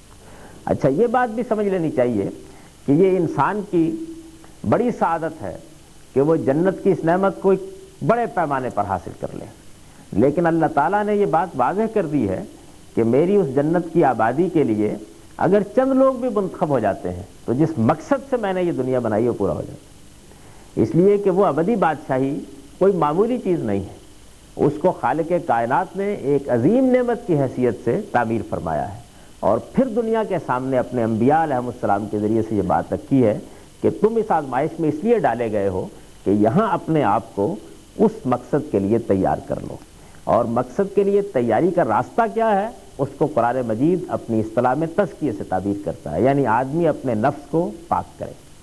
انسانی نفس کن اعمال میں سے مرتب ہے؟ ظاہر ہے کہ وہ یا علم حاصل کرتا ہے اور یا اس پر عمل کرتا ہے، تو علم اور عمل دونوں کا تزکیہ۔ انسان یا تو انفرادی زندگی بسر کر رہا ہوتا ہے یا اجتماعی زندگی بسر کر رہا ہوتا ہے، تو انفرادی زندگی کا بھی تزکیہ اور اجتماعی زندگی کا بھی تزکیہ، یہ در حقیقت وہ چیز ہے کہ جس کو جتنا زیادہ کوئی پا لیتا ہے، یعنی جتنا اپنے آپ کو پاک کر لیتا ہے، اتنا ہی خدا کی جنت کا مستحق قرار پا جاتا ہے۔ تو جنت کے لیے تگ و دو کرنے کے لیے ظاہر ہے کہ ایک آزمائش کی دنیا ہی موضوع ہو سکتی ہے، تو آزمائش کی دنیا میں اگر یہ تمنا کی جائے کہ حق کا غلبہ قائم ہو جائے، دین پر عمل کرنا بہت آسان ہو جائے، تمام رکاوٹیں دور ہو جائیں، ایک ایسی خلافت قائم ہو جائے کہ جس میں لوگوں کو وہ سب کچھ میسر ہو جس کا خواب وہ جنت میں دیکھتے ہیں، تو یہ در حقیقت خدا کی اسکیم کو الٹ دینے کے مترادف ہے۔ لہٰذا اس طرح کی کوئی جھلک کبھی کبھار تو تاریخ میں نظر آ جاتی ہے، عام طور پر حالات سنگین صورت ہی میں رہتے ہیں تاکہ آزمائش کا یہ عمل اسی طریقے سے جاری رہے اور اللہ اپنے ان بندوں کا انتخاب کرتا رہے جن سے اس نے اپنی جنت کو آباد کرنا ہے۔ تو اسلام کا میسج بنیادی طور پر یہ ہے، یعنی اس کا بنیادی پیغام یہ ہے، اس کے بعد جو چیزیں ہیں وہ بالکل ضمنی حیثیت رکھتی ہیں۔ اسی وجہ سے بعض اوقات لوگ جب پوچھتے ہیں کہ موجودہ دنیا کے مسائل کا حل کیا اسلام پیش کرتا ہے، تو میں ہمیشہ یہ کہا کرتا ہوں کہ اسلام موجودہ دنیا کے لیے کچھ اور مسائل پیدا کرتا ہے، یعنی حل کرنا تو ایک دوسری بات ہے، کچھ مسائل مزید پیدا کرتا ہے۔ اس کی وجہ یہ ہے کہ اس کی ساری دعوت تزکیے کی دعوت ہے، اور اس میں آدمی کو اخلاقی لحاظ سے ایک برتر مقام پر جانا ہوتا ہے، اور اخلاقی لحاظ سے برتر جگہ پر کھڑے ہونے کے لیے ہمیشہ مسائل پیدا ہو جاتے ہیں۔ یعنی ایک آدمی اگر اخلاقی حدود کو پھلانگ لے اور ان کا لحاظ نہ رکھے تو وہ دنیا کے اندر بڑی اچھی زندگی بسر کر سکتا ہے، لیکن جس وقت وہ اخلاقی حدود کی پیروی کرتا ہے تو ظاہر بات ہے کہ اس سے کہا جاتا ہے کہ بھئی آپ رشوت نہیں کھائیں گے، آپ سود نہیں لیں گے، آپ دوسروں پر ظلم نہیں کریں گے، آپ کسی کا حق نہیں ماریں گے، آپ اپنا حق چھوڑ دیں گے، آپ اس دنیا کی زندگی کو اصل نہیں سمجھیں گے، آپ یہاں کی مادی نعمتوں کو اپنے لیے کوئی ہدف نہیں بنائیں گے۔ تو اس کا نتیجہ کیا ہوتا ہے؟ اس کا نتیجہ یہ ہوتا ہے کہ خواہ وہ فرد ہو یا قوم ہو، سب کے لیے کوئی مسائل پیدا ہو جاتے ہیں۔ تو مسائل کا حل ہونا تو ایک طرف رہا، مسائل کی سنگینی میں اضافہ ہو جاتا ہے، اور ان مسائل کے اندر اپنے آپ کو اخلاقی لحاظ سے برتری کے مقام پر رکھنا اور برتری کے مقام پر رکھتے ہوئے اپنے آپ کو خدا کی جنت کے لیے تیار کرنا، یہ در حقیقت اسلام کا مقصد ہے۔ اس مقصد کے لیے انبیاء علیہ السلام آئے ہیں، وہ دنیا کے اندر کوئی صالح حکومتیں قائم کرنے اور صالح معاشرہ پیدا کرنے کے لیے نہیں آئے، بلکہ اس معاشرے کے اندر تزکیے کی دعوت لے کر آئے ہیں، لوگوں کو یہ بتانے کے لیے آئے ہیں کہ تم کو اس دنیا کی آزمائش میں پورا اترنا ہے، اور خواہ حالات کیسے ہی سنگین ہو پورا اترنا ہے۔ چنانچہ یہ روایتیں اس سے پہلے میں یہاں درس کے دوران میں بیان کر چکا ہوں کہ رسالت میں آپ صلی اللہ علیہ وسلم کو جب یہ کہا گیا کہ بعد کے حالات بہت سنگین ہوں گے، تو آپ نے فرمایا کہ ہاں، لیکن ان میں ایک چھوٹے سے چھوٹے عمل کا اجر بہت بڑھ جائے گا، اور بڑی سے بڑی غلطی کے معاملے میں خدا کے عفو و درگزر میں اضافہ ہو جائے گا۔ یعنی اللہ تعالیٰ اپنے معاملے کو اسی توازن کے ساتھ قائم رکھے ہوئے ہیں۔ حالات بہت اچھے ہوں گے تو چھوٹی سے چھوٹی برائی بھی بہت غیر معمولی مواخذے میں آ جائے گی، یعنی آدمی کی معمولی سے معمولی لغزش پر بھی اللہ کی گرفت بہت سخت ہو جائے گی، اور اگر حالات بدترین ہوں گے تو اس میں عفو و درگزر کا پہلو نمایاں ہونا شروع ہو جائے گا۔ تو اس توازن کو اللہ قائم رکھتے ہیں۔ اس وجہ سے مسلمان کی توجہ کا مرکز جس چیز کو رہنا چاہیے وہ یہ ہے کہ وہ اپنی انفرادی اور اجتماعی زندگی میں اور اپنے علم اور عمل میں کسی جگہ کوئی آلائش نہ آنے دے۔ اصل تگ و دو یہی ہے، حالات کی سنگینی کسی مقام پر بھی کیوں نہ ہو، وہ کوشش کرے کہ اپنے نفس کو پاک رکھے، کینے سے پاک رکھے، بغض سے پاک رکھے، ظلم سے پاک رکھے، عدوان کے خیالات سے پاک رکھے، مادی زندگی کی آسائشوں کی ہوس سے پاک رکھے۔ قرآن مجید نے جو بات بیان کی ہے وہ کہ نہن نفس عن الہوا، آدمی جس نے اپنے آپ کو ہوا و ہوس سے پاک کر لیا، جتنا وہ پاک کر لے، اسی کے لحاظ سے قیامت میں جنت اس کا ٹھکانہ بن جائے گی، یعنی اس کا ملجا و ماوا پھر جنت ہوگی۔ وہ خدا کی بادشاہی اس کو حاصل ہو جائے گی۔ تو جنت کی دعوت، اس فردوس بری کی دعوت جو اللہ نے اپنے بندوں کے لیے تیار کر رکھی ہے، یہ انبیاء علیہ السلام کا مشن ہے، یہ ان کا مقصد ہے۔ اسی مقصد کے لیے وہ زمین پر تکلیفیں اٹھاتے، مصیبتیں جھیلتے، اپنا پیغام پہنچاتے، لوگوں پر اس کو واضح کرتے اور ان کو یہ بتاتے ہیں کہ تم کو اس چیز کو حاصل کرنے کی جدوجہد کرنی ہے، اور یہ دعوت دیتے ہیں کہ دیکھو وہاں کا عذاب ایسا ہے کہ آدمی اس سے بچ گیا تو اس سے بڑی کوئی نعمت نہیں ہوگی، اور وہ جنت ایسی ہے کہ تم نہیں جانتے کہ تمہارے لیے آنکھوں کی کیا ٹھنڈک اس میں پوشیدہ ہے۔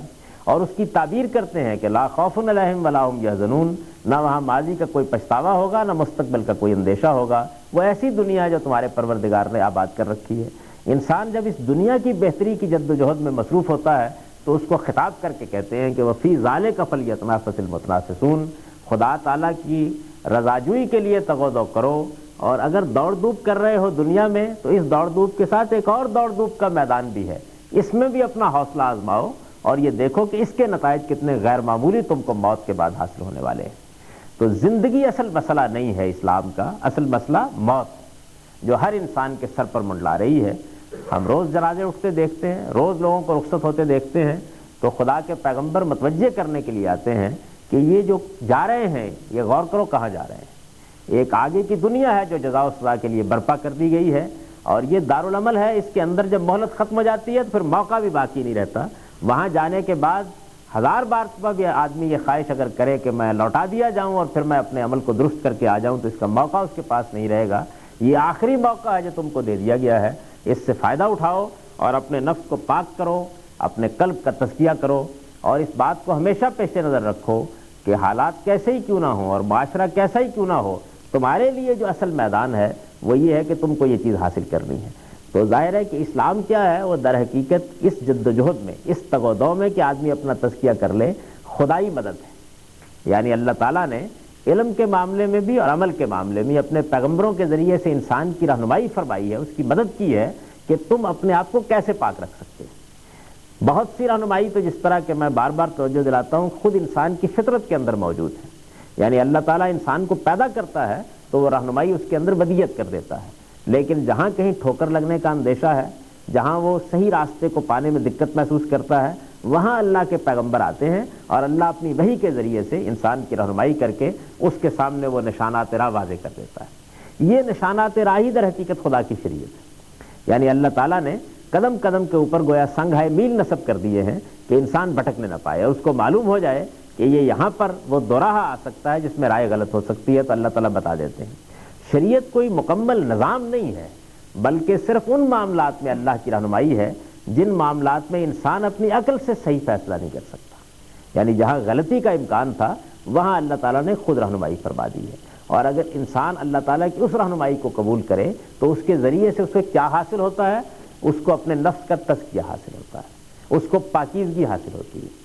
یہ چیز اگر انفرادی زندگی میں حاصل ہو تب بھی اس کے لیے خیر و برکت کا ذریعہ بنتی ہے، اجتماعی زندگی میں حاصل ہو تب بھی اس کے لیے خیر و برکت کا ذریعہ بنتی ہے، لیکن اصل میں تگ و دو کا میدان یہی ہے۔ اور اللہ تعالیٰ یہ کہتے ہیں کہ جو انسان اس دنیا کی زندگی میں اپنے آپ کو پاک کر لیتا ہے اور اس طرح پاکیزگی کے ساتھ میرے حضور میں پہنچتا ہے، اس کے لیے میرا وعدہ ہے کہ میں اپنی وہ فردوس اس کو عطا فرما دوں گا، اور جو تھوڑی بہت آلائش کے ساتھ آتا ہے میں اس کو وہاں پاک کروں گا، بشرطے کہ وہ ایمان رکھتا ہو، تقویٰ رکھتا ہو، مجھ سے ڈرتا رہا ہو، اپنے آپ کو صحیح راستے پر اس نے گامزن کرنے کی جدوجہد کی ہو، جہاں پھسلا ہو وہاں سے اٹھنے کے لیے اس نے اپنا پورا زور لگا دیا ہو، تو پھر میں قیامت کے دن بھی اس کا تزکیہ کروں گا اور اس کو پاک کروں گا اور اپنی بہترین جنت اس کو عطا فرما دوں گا۔ تو یہ اسلام کا میسج ہے۔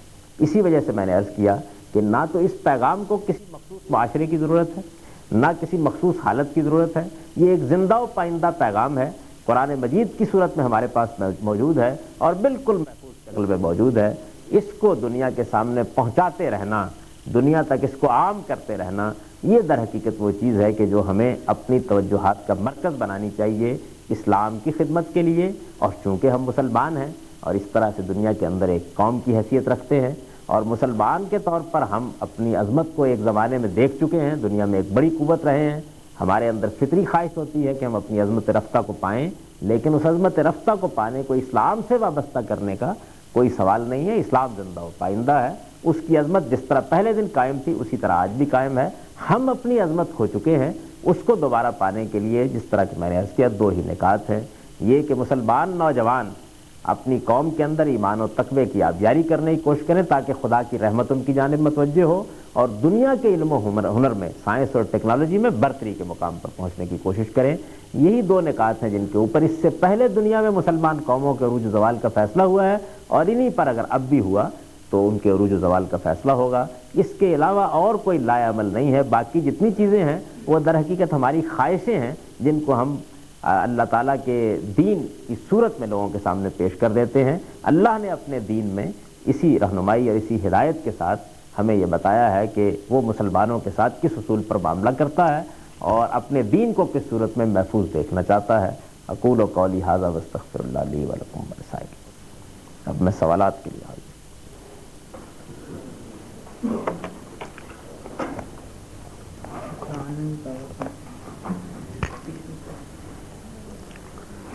یہ پچھلے سوالات ہیں۔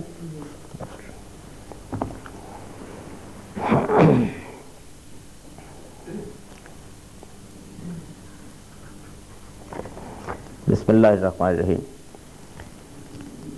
کشمیر اب افغانستان کے بعد پاکستان کا سب سے بڑا مسئلہ ہے، وہاں قریباً 15-20 جماعتیں لڑ رہی ہیں، آپ مرید کے رہے ہیں، وہاں سے بھی حرکت انصار جہاد کر رہی ہے۔ اب یہ کیا کریں کہ یہ واقعی جہاد ہو یا لڑنا بند کریں؟ تو اب کیا کریں؟ کئی دفعہ عطیات دینے کو دل چاہتا ہے لیکن شرائط جہاد میں کچھ شک لگتا ہے، واضح کر دیں۔ میں نے آج بھی اس موضوع پر گفتگو کی ہے مختصر طریقے پر، اس سے پہلے بھی بتاتا رہا ہوں کہ اس وقت مسلمانوں کی کوئی خدمت اگر آپ کرنا چاہتے ہیں تو اس کے لیے اصل چیز یہی جو میں نے ابھی عرض کر دی کہ اپنے عطیات اور اپنا مال اور اپنی جان اور اپنا وقت اگر صرف کرنا ہے تو مسلمان نوجوانوں کو یہ تربیت دینے میں بسر کیجیے کہ وہ دنیا کے علوم میں بھی ممتاز ہوں اور ان کے اندر ایمان اور تقویٰ بھی پیدا کیا جائے۔ ابھی یہ وقت لڑنے کا نہیں ہے اور کسی لڑائی کا بھی کوئی نتیجہ نہیں نکلے گا۔ جو نتیجہ بھی نکالنے کی کوشش کی جائے گی وہ بالکل الٹا ہو جائے گا، اور بجائے اس کے کہ اس سے کوئی خیر پیدا ہو، مسلمان آپس میں ایک دوسرے کا گلا کاٹیں گے، یضرب رقاب بعضکم بعض کی صورت پیدا ہو جائے گی۔ اس کے سوا کوئی چیز بھی حاصل نہیں ہوگی۔ ہمارے ہاں حکمرانوں نے لوگوں میں انفاق کے بجائے لالچ اور بے غیرتی کی ایسی اسکیمیں شروع کر دی ہیں، مثلا کروڑ پتی اسکیم، 2 کروڑ پتی اسکیم، جس سے سوسائٹی اپنے معیار سے اس حد تک گرتی جا رہی ہے کہ سمجھدار لوگ بھی اس کا شکار ہو رہے ہیں۔ اس صورتحال میں وہ لوگ جو دین کی دعوت کا کام کر رہے ہیں، لوگوں کے لیے اس کی خرابیوں کو کس طرح واضح کریں؟ مزید آپ سے گزارش ہے کہ اس طرح کی اسکیموں کو کچھ مزید ظلم واضح کر دیں۔ دیکھیے بات یہ ہے کہ یہ سب چیزیں جتنی ہیں یہ در حقیقت اسی فلسفے سے پیدا ہوئی ہیں کہ اصل چیز یہ دنیا ہے، یہاں جو کچھ بھی حاصل کر لیا جائے اور جس طریقے سے بھی حاصل کر لیا جائے، خواہ اس میں بنیادی اخلاقیات پامال ہو جائیں، یہی انسان کی تگ و دو کا مقصد ہے۔ تو لوگوں کے اندر جنت کی خواہش پیدا کرنا، آخرت کا صحیح شعور پیدا کرنا، یہی وہ کام ہے کہ جس سے وہ اس طرح کی صورتحال میں صحیح رویہ اختیار کر سکتے ہیں۔ جس طرح سے اس دعوت کا مخاطب ہم میں سے ہر شخص ہے، اسی طرح ہمارے حکمران بھی، یعنی ان کے لیے بھی صحیح طریقہ یہی ہے کہ ہم ان کے دروازوں پر دستک دیں، ان کو دین بتائیں، اور جہاں کہیں ان کے ذہن میں کوئی اشکال ہے اس کو حل کرنے کی کوشش کریں۔ میں نے یہ عرض کیا ہے کہ یہ کام دین کے ایسے اہل علم ہی کر سکتے ہیں کہ جو حریف سیاست نہ ہوں، بلکہ وہ دین کو دین کی حیثیت سے اپنائے ہوئے ہوں اور اسی اعتبار سے اس کی شرح و وضاحت کا کام کر رہے ہوں تاکہ ان کی بات سنی جائے۔ تو یہی کام ہم کو کرنا چاہیے۔ باقی ہماری ساری تغدو کے باوجود بھی اگر لوگ نہیں سمجھتے ہیں تو ہمارا فرض پورا ہو گیا۔ ہم اللہ کے حضور میں اگر سرخرو ہو جاتے ہیں تو یہی کامیابی ہے۔ باقی معاملات کو اس کائنات کو بنانے والا خود سنبھال لے گا، اس کی فکر میں زیادہ دبلا نہیں ہونا چاہیے۔ روزہ رکھنے کے بعد کسی اچانک بیماری کی خطرناک حد تک بڑھ جانے کی صورت میں روزے میں دوا کھائی جائے تو کیا روزہ بعد میں قضا کیا جائے گا؟ جی بعد میں قضا کیا جائے گا۔ روزہ نہیں رہے گا، آپ اسے بعد میں قضا کر سکتے ہیں۔ فرض نماز کے بعد اجتماعی دعا کرنی چاہیے یا نہیں کرنی چاہیے؟ جو طریقہ آپ لوگوں نے اختیار کیا ہے کہ وہ ہر حال میں دعا کرتے ہیں نماز کے بعد، یہ تو رسول اللہ صلی اللہ علیہ وسلم کے زمانے میں نہیں تھا، صحابہ کرام کے زمانے میں نہیں تھا، اور اب بھی امت مسلمہ کے اکثر ممالک میں ایسا نہیں ہے، کیونکہ یہ کبھی بھی کوئی سنت نہیں رہا۔ البتہ ہمارے ہاں اس کا کوئی تصور ہی نہیں ہے. جب بھی امام صاحب نماز پڑھائیں گے بعد میں ضرور دعا کریں گے. تو نماز کا اندر وہ جگہ ہے جہاں دعائیں کی جاتی ہیں. یعنی آپ جب اتحیات میں بیٹھتے ہیں تو یہ وہ مقام ہے کہ جس میں دعائیں کی جاتی ہیں, اس میں دعائیں کرنی چاہیے. نماز کے بعد البتہ اگر آپ کا جی چاہتا ہے تو آپ انفرادی طور پر دعا کر لیجئے. اجتماعی دعا حضور صلی اللہ علیہ وسلم کا طریقہ نہیں رہا کرنا.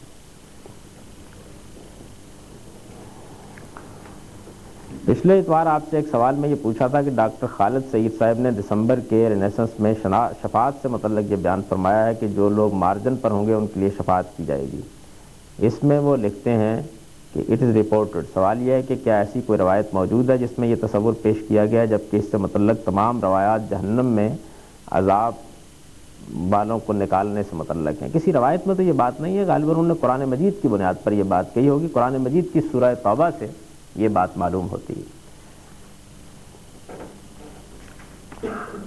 صدقہ فطر کی مقدار شریعت اسلامی میں کیا مقرر کی گئی ہے, اس کے تعین کا اصول کیا ہے؟ اس میں دو نقطۂ نظر ہیں. ایک نقطۂ نظر تو یہ ہے کہ جس طرح کہ ہمارے عام طور پر رائج ہے کہ بھئی ایک سا آپ کو گندم یا جو بھی آپ چیز کھاتے ہیں, چاول کھاتے ہیں, تو اس کی قیمت آپ کو دینا ہوتی ہے. اور دوسرا یہ ہے کہ کم و بیش ایک دن آدمی کو جو کچھ کھانا پینا ہوتا ہے اس کے برابر آپ کسی کی مدد کر دیں تو یہ صدقہ ہے. پھر دونوں نقطۂ نظر ہے, جس پر آپ کا اطمینان ہو آپ اسے اختیار کر سکتے ہیں. روزے کا کفارہ کیا شریعت میں بیان ہوا ہے؟ اگر نہیں تو اس کا تعین کیسے کیا جائے؟ روزے کا کوئی کفارہ باقاعدہ طریقے پر بیان تو نہیں ہوا ہے, لیکن اصل میں ایک واقعہ پیش آ گیا رسالت مآب صلی اللہ علیہ وسلم کے زمانے میں, اس سے لوگوں نے اخذ کیا ہے. اس پر غور کرنے سے معلوم ہوتا ہے کہ اس سے اخذ و استنباط کا یہ عمل بہت کمزور ہے. یعنی وہاں حضور نے جو طریقہ اختیار کیا ہے وہ صاف یہ معلوم ہوتا ہے کہ کفارہ ظہار پر آپ نے قیاس کر کے ایک آدمی سے یہ کہا کہ اتنا بڑا اگر گناہ کر بیٹھے ہو تو پھر کم سے کم اتنا جرمانہ تمہیں اپنے اوپر عائد ہی کرنا چاہیے. لیکن اس آدمی نے جس طریقے کا مکالمہ کیا اس میں کم و بیش آپ نے عفو و درگزر سے کام لے لیا. تو قضا ثابت ہے قرآن مجید سے کہ آپ کو بہرحال قضا دینی ہے. تاہم عام مذہب احناف کا یہی ہے کہ اگر آپ جان بوجھ کے روزہ توڑتے ہیں تو پھر اس کا کفارہ بھی اسی طریقے سے ادا کرنا ہوگا, اور وہ ظہار کا کفارہ ہے جو قرآن مجید میں بیان ہوا ہے. میں ایک انجینئرنگ کا طالب علم ہوں, قرآن کا علم بھی حاصل کرنا چاہتا ہوں, جبکہ انجینئرنگ کا علم اتنا وسیع ہے کہ اگر اس کو صحیح طور پر پڑھا جائے تو آج اس تک تو قرآن کے لیے وقت نکالنا مشکل ہو جاتا ہے. اس کے علاوہ والدین اور لوگوں کا اصرار بھی اس بات پر ہوتا ہے کہ امتحان میں زیادہ سے زیادہ نمبر آئیں. اس موقع پر قرآن کے علم کو کتنی اہمیت دینی چاہیے؟ انجینئرنگ کا طالب علم ہونے کے باوجود بھی میں اپنے آپ کو صحیح منزل کی طرف جاتے ہوئے نہیں پاتا. برائے مہربانی ہدایت کر دیں. دیکھیے بات یہ ہے کہ قرآن مجید کے علم کے دو درجے ہیں. ایک درجہ وہ ہے کہ جو ایک عالم کا علم جس کو کہنا چاہیے, یہ تو اپنے ساتھ کسی صوت کو برداشت نہیں کرتا, اس کو پھر مستقل طور پر اپنانا پڑتا ہے. اور جس طریقے سے ایک انجینئرنگ کا طالب علم انجینئرنگ کو یا ایک طب کا طالب علم میڈیکل سائنس کو بطور ایک اصل علم کے اختیار کرتا ہے, ویسے ہی اس کو اختیار کرنا پڑتا ہے. لیکن ایک اس کا درجہ وہ ہے کہ جو ایک عام آدمی کی ضرورت ہے, یعنی آدمی قرآن مجید کا اتنا علم حاصل کر لے جتنا ایک عام مسلمان کو ہونا چاہیے. اتنے علم کو آپ انجینئرنگ کر رہے ہوں یا کچھ اور کر رہے ہوں ساتھ ساتھ حاصل کر سکتے ہیں. اس کے لیے بہت تھوڑا وقت چاہیے. یعنی اگر آپ ہفتے میں 2 گھنٹے بھی نکال لیں تو سال 2 سال کے اندر آپ اتنا علم حاصل کر لیتے ہیں قرآن مجید کا جتنا ایک عام انسان کی ضرورت ہے. تو اس میں کسی نہ تو آپ کی تعلیم کا نقصان ہونے کا اندیشہ ہوتا ہے نہ کسی اور چیز کا. لیکن اگر آپ یہ کہیں کہ ایک طرف آپ انجینئر بھی بنیں اور دوسری طرف آپ قرآن مجید کے عالم بھی بن جائیں تو یہ ممکن نہیں ہے.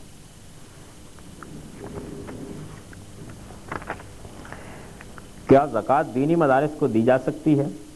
یہ میرے نزدیک تو دین کے تمام کاموں میں زکوٰۃ خرچ کی جا سکتی ہے. خلق کی خدمت کے سب کام اور دین کی خدمت کے سب کام یہ فی سبیل اللہ ہیں, اور قرآن مجید نے زکوٰۃ کی مدات میں اس کو بیان کیا ہے. لیکن ہمارے عام علماء اس کے قائل نہیں ہیں. جو دینی مدارس انہوں نے بنا رکھے ہوئے ہیں ان میں وہ زکوٰۃ لینے کے قائل نہیں ہیں. چنانچہ وہ ایک ہیلہ کرتے ہیں, اور وہ یہ ہے کہ جب ہم آپ ان کو زکوٰۃ دیتے ہیں تو وہ کسی طالب علم کو اس کا مالک بنا دیتے ہیں, اور پھر اس سے خفیہ طور پر یہ عہد لے لیتے ہیں کہ وہ لازمی طور پر مدرسے کو عطیہ کر دے گا. تو میں اس کو ایک بالکل مکروہ چیز سمجھتا ہوں. میرے نزدیک اس طرح کی ہیلہ بازی نہ اللہ کے دین کے ساتھ کرنی چاہیے, نہ اس کا کوئی جواز ہے. دینی مدارس ہوں, دین کے دوسرے کام ہوں, سب کو زکوٰۃ دی جا سکتی. زمانہ خوشحالی میں جب مسلمانوں کو عروج تھا اور زکوٰۃ کے مستحقین ڈھونڈے سے نہ ملتے تھے تو زکوٰۃ کہاں جمع کی جاتی تھی, اس کا کیا مصرف تھا؟ یہ بات کہ زکوٰۃ کے مستحقین ڈھونڈے سے نہ ملتے تھے یہ مدینے سے متعلق بیان ہوتی ہے. اس کا یہ مطلب نہیں ہے کہ پوری سلطنت میں یہی صورت پیدا ہو گئی تھی. چنانچہ جو اموال جمع ہوتے تھے اس سے حکومت کا نظم و نسق بھی چلایا جاتا تھا اور مسلمانوں کی مدد بھی کی جاتی تھی جہاں جہاں ان کو ضرورت ہوتی تھی۔ تو مدینے کی جو چھوٹی سی ایک بستی تھی وہاں پر خوشحالی کی اس نوعیت کو بعض اوقات لوگ پوری سلطنت کا معاملہ سمجھ لیتے ہیں۔ میں ایک ویلفیئر سوسائٹی میں کام کرتا ہوں جو مریضوں کے علاج کے لیے پیسہ اکٹھا کرتی ہے۔ اس سلسلے میں ایک میوزیکل شو کرایا جا رہا ہے جس سے حاصل ہونے والے پیسے ویلفیئر کے لیے استعمال ہوں گے۔ کیا یہ طریقہ درست ہے؟ اگر نہیں تو میرے لیے اس کام کو روکنا مشکل ہے کیونکہ اختلاف بڑھنے کا خطرہ ہے۔ اس سلسلے میں بھی کام کرنا پڑتا ہے، بتائیں مجھے کیا کرنا چاہیے؟ میں سوسائٹی بھی نہیں چھوڑ سکتا۔ دیکھیے، اصولی طور پر یہ بات سمجھ لیجئے کہ نیکی اور خیر کے کاموں کو کبھی کسی ایسی چیز کے ساتھ وابستہ نہیں کرنا چاہیے جس کے اندر برائی ہو۔ اصولی بات یہ ہے۔ قرآن مجید نے شراب اور جوئے کے معاملے میں اسی سوال کے جواب میں یہ کہا ہے، یعنی لوگوں نے کہا کہ اس کے ذریعے سے غریبوں کی مدد ہوتی ہے۔ میں نے اس کی تفصیل کی تھی اور بتایا تھا اپنے درس میں کیسے غریبوں کی مدد ہوتی تھی وہاں۔ تو غریبوں کی مدد ہوتی ہے تو قرآن نے کہا کہ اسمہما اکبر من نفعہما، یہ اس کا نفع مسلم مان لیا لیکن اس کا گناہ اس سے زیادہ ہے۔ تو گناہ کے کاموں میں آدمی کو نہ صرف یہ کہ خود شریک نہیں ہونا چاہیے بلکہ اس طرح کے کاموں میں کوئی تعاون بھی نہیں کرنا چاہیے۔ ہاں البتہ کوئی مجبوری آپ کی اگر ہے اور ایسی ناگزیر مجبوری ہے کہ آپ اپنے آپ کو ایک اضطرار کے مقام پر سمجھتے ہیں تو بس زیادہ سے یہ کہہ سکتا ہے کہ اللہ تعالیٰ معاف فرمائے۔ اگر آنکھیں خراب ہوں تو کیا روزے کے دوران میں ان میں دوا ڈالی جا سکتی ہے؟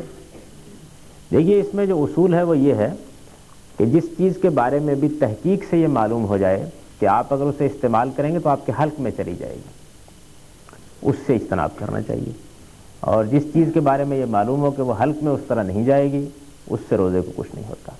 اب آنکھوں کے معاملے میں صورتحال یہ ہے کہ قدیم زمانے میں تو لوگوں کا عام رجحان یہ تھا کہ اس سے کچھ حلق میں نہیں جاتا، لیکن بہرحال علم کی ترقی کے ساتھ بہت سے نئے زاویے سامنے آ جاتے ہیں، تو جو آپ کے زمانے کا علم ہو اس کی روشنی میں یہ کام کرنا چاہیے۔ میں اس میں احتیاط کا قائل ہوں۔ میرا خیال یہ ہے کہ اگر کوئی ناگزیر مجبوری نہیں پیش آ گئی ہے تو آدمی کو اس طرح کے تمام معاملات میں محتاط رہنا چاہیے، کیونکہ روزہ نام ہی اس چیز کا ہے کہ آپ زیادہ سے زیادہ اپنے آپ کو محتاط رکھیں۔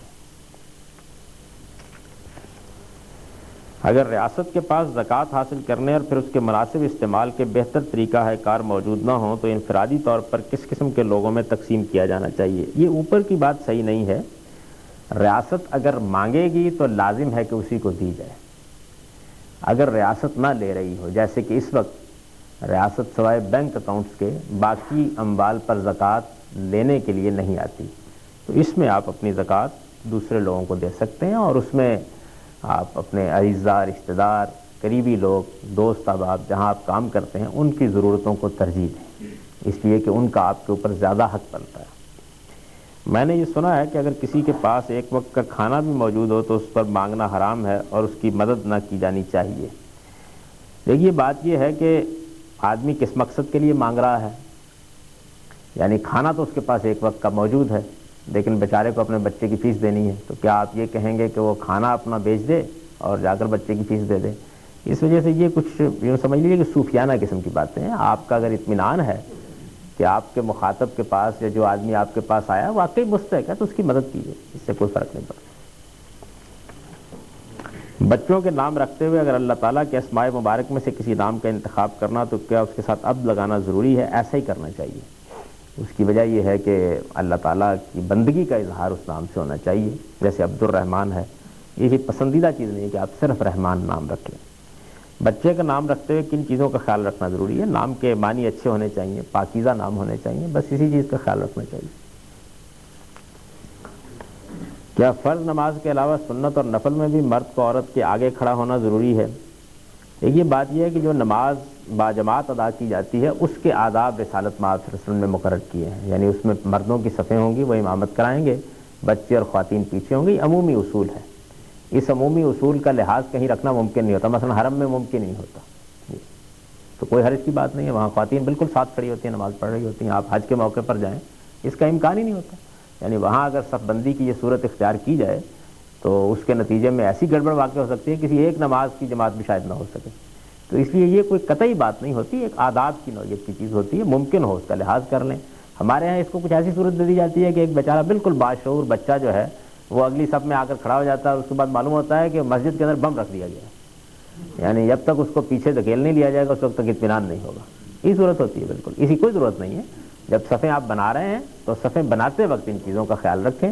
جب بن گئی تو اس کے بعد کوئی فرق نہیں پڑتا، جس طرح چاہے نماز پڑھ لیں. باقی نفل نمازوں میں تو خیر اس طرح کی کوئی پابندی نہیں ہے، آپ جس طرح چاہیں پڑھ سکتے ہیں. ریڈیو پر تلاوت ہو رہی ہے تو کیا اس دوران میں خود قرآن پاک سے تلاوت کر سکتے ہیں؟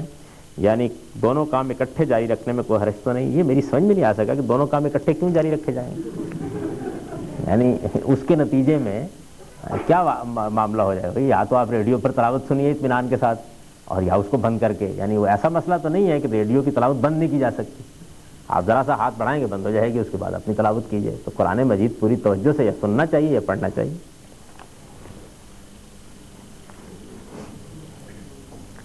صدقہ فطر کیا ہے، اس کا مطلب کیا ہے، یہ کس کس پر لازم ہے اور کس کو دینا چاہیے اور فی کس کتنا دینا چاہیے، برائے کرم تفصیل سے واضح کر دیں. یعنی ہم جب رمضان کے روزے رکھتے ہیں تو اس کے بعد ہم افطار کرتے ہیں، روزے ختم ہو جاتے ہیں تو روزوں کے ختم ہونے پر عید منائی جاتی ہے. اس موقع کے اوپر ایک یوں سمجھ لیجئے کہ انفاق مسلمانوں پر لازم کر دیا گیا، اس کو صدقۃ الفطر کہتے ہیں. افطار کا صدقہ اللہ تعالیٰ نے ہم پر ایک ذمہ داری ڈالی تھی، باحسن وہ پوری ہوئی، ہم اس کا شکر ادا کرتے ہیں. اور چونکہ ہم عید منا رہے ہیں تو ہمارے دوسرے بھائی بھی اس میں ہماری خوشیوں میں شریک ہو جائیں، تو اس مقصد کے لیے. تو میں نے ابھی آپ سے عرض کیا کہ اس میں دو نقطہ نظر ہیں. ایک نقطہ نظر تو یہ ہے کہ حضور کے زمانے میں چونکہ عام طور پر ایک سا گندم کے قریب لوگ دیتے تھے، اس زمانے کا طعام یہی تھا، تو اس کی قیمت ہر آدمی کو دینی چاہیے. اور دوسرا نقطہ نظر یہ ہے کہ نہیں، ایک پورے دن کے اندر جو کھانا پینا ہوتا ہے اس کی کم سے کم قیمت دے دینی چاہیے. آپ اس میں سے جس پہ اطمینان رکھتے ہوں اس پہ عمل کر سکتے ہیں. کس کس پر لازم ہے؟ ہر شخص پر. یعنی اس معاملے میں قانون یہی ہے کہ اگر بچہ آج پیدا ہوا ہے تو اس کی طرف سے بھی ادا کیا جائے گا. اور کس کو دینا چاہیے؟ جس کو آپ مستحق سمجھتے ہیں دے دیں. وضاحت سے بیان کر دیں کہ مغرب کی 3 رکعتیں کیوں پڑھی جاتی ہیں. اگر تو اس لیے پڑھی جاتی ہیں کہ اس وقت صبح کی نمازوں کو وتر کرتے ہیں. اگر یہ بات درست ہے تو پھر رات کی نماز کو بھی لازمی وتر کرنا چاہیے. پھر اس کے لیے لازمی ہے کہ وتر بھی پڑھنے چاہیے. برائے مہربانی بڑے دن سے الجھن میں پڑا ہوا ہوں، رہنمائی فرما دیجیے. دیکھیے بات یہ ہے کہ نماز اور اس کے قواعد پیغمبر نے مقرر کیے ہیں. ہماری جو نمازیں ہیں وہ مغرب پر وتر کر دی جاتی ہیں، یعنی صبح کی نمازیں اس پر وتر ہو جاتی ہیں. اس کے بعد عشاء کی نمازوں کے لیے وتر کو لازم نہیں کیا گیا کیونکہ لوگوں کے لیے یہ بار ہو جاتا ہے، لیکن یہ بتا دیا گیا ہے کہ اگر لوگ تہجد کی نماز پڑھیں تو اس کو لازماً وتر پڑھیں، یہ بتا دیا گیا ہے. تو اگر آپ نے فرض کر لیجئے کہ وتر نہیں پڑھے ہیں یا تہجد کی نماز نہیں پڑھی ہے تو کوئی حرج کی بات نہیں. وہ عشاء سے شروع ہو کے اگلے دن مغرب پر وتر ہو جائیں گی. وتر اصل میں اس بات کی علامت ہے کہ لوگوں کو ہمیشہ توحید کا احساس رہے. یہ اہتمام پیغمبروں نے اپنی ساری شریعت میں کیا ہے اور اس کی کوئی وجہ نہیں. یہ جو عام طور پر کہا جاتا ہے کہ نبی صلی اللہ علیہ وسلم کو معلوم تھا کہ شب قدر فلاں رات ہے اور وہ لوگوں کو بتانے کے لیے آئے تھے لیکن راستے میں بھول گئے. گزارش ہے کیا یہ بات درست ہے؟ اگر نہیں تو برائے کرم رہنمائی فرما دیں. ایک روایت میں یہ بات بیان ہوئی ہے کہ حضور صلی اللہ علیہ وسلم کو شب قدر کی کچھ جھلک دکھائی گئی، لیکن لوگوں کو آپ بتانے کا ارادہ کر کے باہر آئے تو معلوم ہوا کہ وہ جھگڑ رہے ہیں اور اس کی الجھن میں حضور صلی اللہ علیہ وسلم اس کے تعین کو فراموش کر گئے. یہ ایک روایت میں بیان ہوا ہے. اس پہ کوئی اعتراض وارد نہیں ہوتا اور معلوم یہ ہوتا ہے کہ اس میں اللہ کی حکمت ہی نہیں ہوگی، کیونکہ اس کے تعین کے ساتھ بتا دینے کے نتیجے میں جو لوگوں کو ایک عام ترغیب ہے کہ وہ آخری عشرے میں عبادت کرتے ہیں وہ ختم ہو جاتی ہے اور ایک ہی رات بالکل تقریباتی رات بن جاتی مسلمانوں کے مزاج کے ساتھ. ہو سکتا ہے ڈھول ڈمکے لے کے اللہ کو جگانے کے لیے وہ نکل کھڑے ہوتے ہیں. تو یہ بہت اچھا ہوا کہ ایسا نہیں ہو سکتا. آپ نے قرآن و سنت کی تبلیغ کے لیے جن 2 خصوصیات کا ذکر کیا ہے وہ ایمان اور تقوی ہے. میرے خیال میں یہ خدا کی ایسی خصوصی رہنمائی ہے جو خدا ان لوگوں کو عطا کرتا ہے جو اس قابل ہوتے ہیں. یہ دوسرے لفظوں میں دوسرے لوگوں کے لیے آئیڈیل کی حیثیت رکھتے ہیں. آج کل کے دور میں حالات جس طرف جا رہے ہیں کہ ایسے لوگ اور ایسی خصوصیات کے حامل لوگ میسر آنا مشکل ترین کام نہیں ہے. آپ کو اپنا کام کرنا چاہیے، مشکل ہو یا آسان، اپنی خدمت اپنا فرض انجام دیتے رہیے. اللہ تعالیٰ تھوڑے کو بھی قبول فرماتے ہیں اور برے حالات میں آپ چھوٹی نیکی بھی کرتے ہیں تو اللہ تعالیٰ اس کو بہت کرم نوازی کی نگاہ سے دیکھتے ہیں. تو اپنے پروردگار پر بھروسہ رکھیے اور اپنا کام کرتے چلے جائیے. کیا والدین اور بہن بھائیوں کے اوپر اپنے پیسے خرچ کرنا انفاق ہے؟ اگر یہ انفاق ہے تو اگر کوئی شخص اپنے والدین اور بہن بھائیوں پر پیسے خرچ کرے لیکن وہ اکثر اوقات یہ کہتے رہیں کہ تم جو کچھ کرتے ہو اپنے لیے کرتے ہو، اس کے جواب میں اگر وہ شخص یہ واضح کرے کہ میں فلاں فلاں کام آپ کے لیے کرتا ہوں، اس سے انفاق باطل تو نہیں ہو جاتا؟ دیکھیے بات یہ ہے کہ جو کچھ بھی آپ خرچ کرتے ہیں دوسروں کے اوپر، وہ والدین اور بہن بھائی کیوں نہ ہو، یہ سب انفاق ہے اگر اللہ تعالیٰ کی رضاجوئی کے جذبے سے کیا جائے. جواب میں کوئی بات کہی جاتی ہے تو اپنے اوپر کنٹرول کیجئے. اور خواہ وضاحتیں کرنے کی کوشش نہ کیجیے، بلکہ صبر کے ساتھ اگر کوئی غلط بات بھی کہی جائے تو اس کو سہ جائیے، کیونکہ انفاق کے بارے میں پچھلے ہی درس میں بیان کر چکا ہوں کہ اللہ تعالیٰ اس بات کو سخت ناپسند کرتے ہیں کہ آپ احسان جتائیں یا اپنے کسی جملے سے دوسرے کے لیے اذیت کا باعث بنیں، تو اس کو ضائع نہیں کرنا چاہیے کسی حال میں۔ ایک شخص اپنی بیوی کو گھر میں چھوڑ کر بغرض تجارت صرف چند دنوں کے لیے کہیں چلا گیا، مگر عرصہ گزر جانے کے بعد بھی واپس نہ آیا۔ اس کے ویئر اباؤٹس کا کچھ علم نہیں، آپ اس کی بیوی نکاح ثانی کے لیے کب تک انتظار کریں؟ بالفرض محال کچھ عرصے کے بعد نکاح ثانی کر لیا، نکاح ثانی سے اولاد حاصل ہونے کے کچھ عرصے بعد اس کا پہلا خاوند واپس آ گیا۔ اب یہ بیوی پہلے خاوند کی ہے یا دوسرے کی؟ نیز دوسرے خاوند کی اولاد جائز تصور ہوگی یا ناجائز؟ اگر پہلا خاوند دعویٰ دائر کرے تو بیوی حکمن کس کو ملے گی؟ کیا واقعی اتنے مسائل آپ کو پیش آ گئے ہیں؟ دیکھیے بات یہ ہے کہ اس معاملے میں شریعت نے کوئی حد مقرر نہیں کی، لیکن ایک بڑی فطری سی بات ہے کہ اس میں ریاست کو قانون سازی کرنی چاہیے، یعنی ایک خاتون کب تک انتظار کرے۔ شریعت نے اس میں کوئی حد مقرر نہیں کی۔ قدیم زمانے کے جو حنفی فقہا ہیں انہوں نے اس کے لیے 96 سال کی حد مقرر کر دی تھی، اور ان کا خیال یہ تھا کہ چلیے اتنی عمر میں تو مر کھپ ہی جائے گا اتنی چلا گیا۔ اسی دور میں امام مالک کا نقطہ نظر یہ تھا کہ نہیں 4 سال بہت کافی ہیں، یہ مناسب حد ہے۔ میں یہ سمجھتا ہوں کہ موجودہ زمانے میں ذرائع ابلاغ نے اتنی ترقی کر لی ہے کہ اب آپ کسی اس طرح کے مفقود الخبر شخص کے بارے میں اطلاع بڑے پیمانے پر ہم پہنچا سکتے ہیں، لہٰذا اس مدت کو مزید کم کیا جا سکتا ہے، لیکن اسٹیٹ کو کوئی مدت مقرر کر دینی چاہیے، یہ بتا دیتا کہ جھگڑے نہ اٹھیں بعد میں، سال مقرر کر لیں، 6 مہینے مقرر کر لیں، جتنی بھی ہو۔ اس میں شریعت نے کوئی پابندی نہیں لگائی، یعنی مناسب طریقے پر حالات کا لحاظ کر کے۔ اب بہت تبدیلی آ گئی، آپ ساری دنیا میں بات پہنچا سکتے ہیں، آدمی کہیں بھی چھپا ہوا پہنچ جاتی ہے اس تک، اخبارات ہیں، ریڈیو ہے، ٹیلی ویژن ہے اور دوسرے ذرائع ہیں، تو اس مدت کو کم کیا جا سکتا ہے تاکہ عورت کی مصیبت کو اور زیادہ کم کیا جا سکے۔ تو آپ اس کی کوئی مدت مقرر کر دیجئے۔ اب اس کے بعد یہ ہے کہ اس طرح کی مدت گزرنے کے بعد جو مقرر کی گئی ہے، اگر نکاح ثانی کر لیا ہے تو بس پھر اب ہو گیا، اب آنے والے صاحب جو ہیں ان کے ساتھ کوئی تعلق باقی نہیں رہے گا۔ کیا ایک مطالبے کے تحت نکاح سے قبل لڑکا لڑکی ایک دوسرے کو دیکھ سکتے ہیں اور باہم گفت و شنید کر سکتے ہیں؟ نیز کیا ٹیلی فون پر نکاح ہو سکتا ہے؟ کوئی حرج کی بات نہیں ہے، اگر والدین کی موجودگی میں، گھر والوں کی موجودگی میں ایک دوسرے کو دیکھنے کا اہتمام کیا جا سکے تو کوئی حرج کی بات نہیں، شریعت میں اس کی ہرگز کوئی ممانعت نہیں ہے۔ بس یہ ہے کہ اچھی معاشرت کا تقاضا یہ ہے کہ اس میں کوئی ایسا طریقہ نہ اختیار کیا جائے جو دوسروں کے لیے تہمت کا باعث بن جائے۔ اچھے پاکیزہ ماحول میں دیکھنا دکھانا یا کوئی بات کر لینا یا کوئی اپنے بارے میں تسلی کر لینا، یہ بڑی اچھی بات ہے، اس کا اہتمام کر دینا چاہیے، بزرگوں کو کر دینا چاہیے، اور اس پر کوئی قدغن نہیں لگانی چاہیے۔ ٹیلی فون پر نکاح کرنے کی ضرورت اب تک میری سمجھ میں نہیں آ سکی۔ اس کی وجہ یہ ہے کہ مثال کے طور پر ایک صاحبزادے صاحب جو ہیں وہ انگلستان گئے ہوئے ہیں اور یہاں ان کے والدین موجود ہیں، والد صاحب ان کے موجود ہیں یا ان کے بڑے بھائی موجود ہیں، تو وہ وہاں سے اپنے بڑے بھائی اور والد صاحب کو یہ بتا دیں کہ آپ فلاں جگہ میرا نکاح کر سکتے ہیں، والد صاحب ان کا نکاح پڑھ دیں، کافی۔ یعنی شریعت میں یہ ضروری نہیں ہے کہ وہاں جا کر ضرور کہا جائے کہ میاں تم کو قبول ہے، یعنی اس طرح بھی نکاح ہو جاتا ہے، اس کی کوئی ضرورت نہیں ہے ایسی خاص۔ تاہم اگر کسی موقع کے اوپر کوئی اصرار ہی کرے اس پر تو آپ ٹیلی فون کے اوپر بھی رضامندی حاصل کر سکتے ہیں، ہر ایک کی بات۔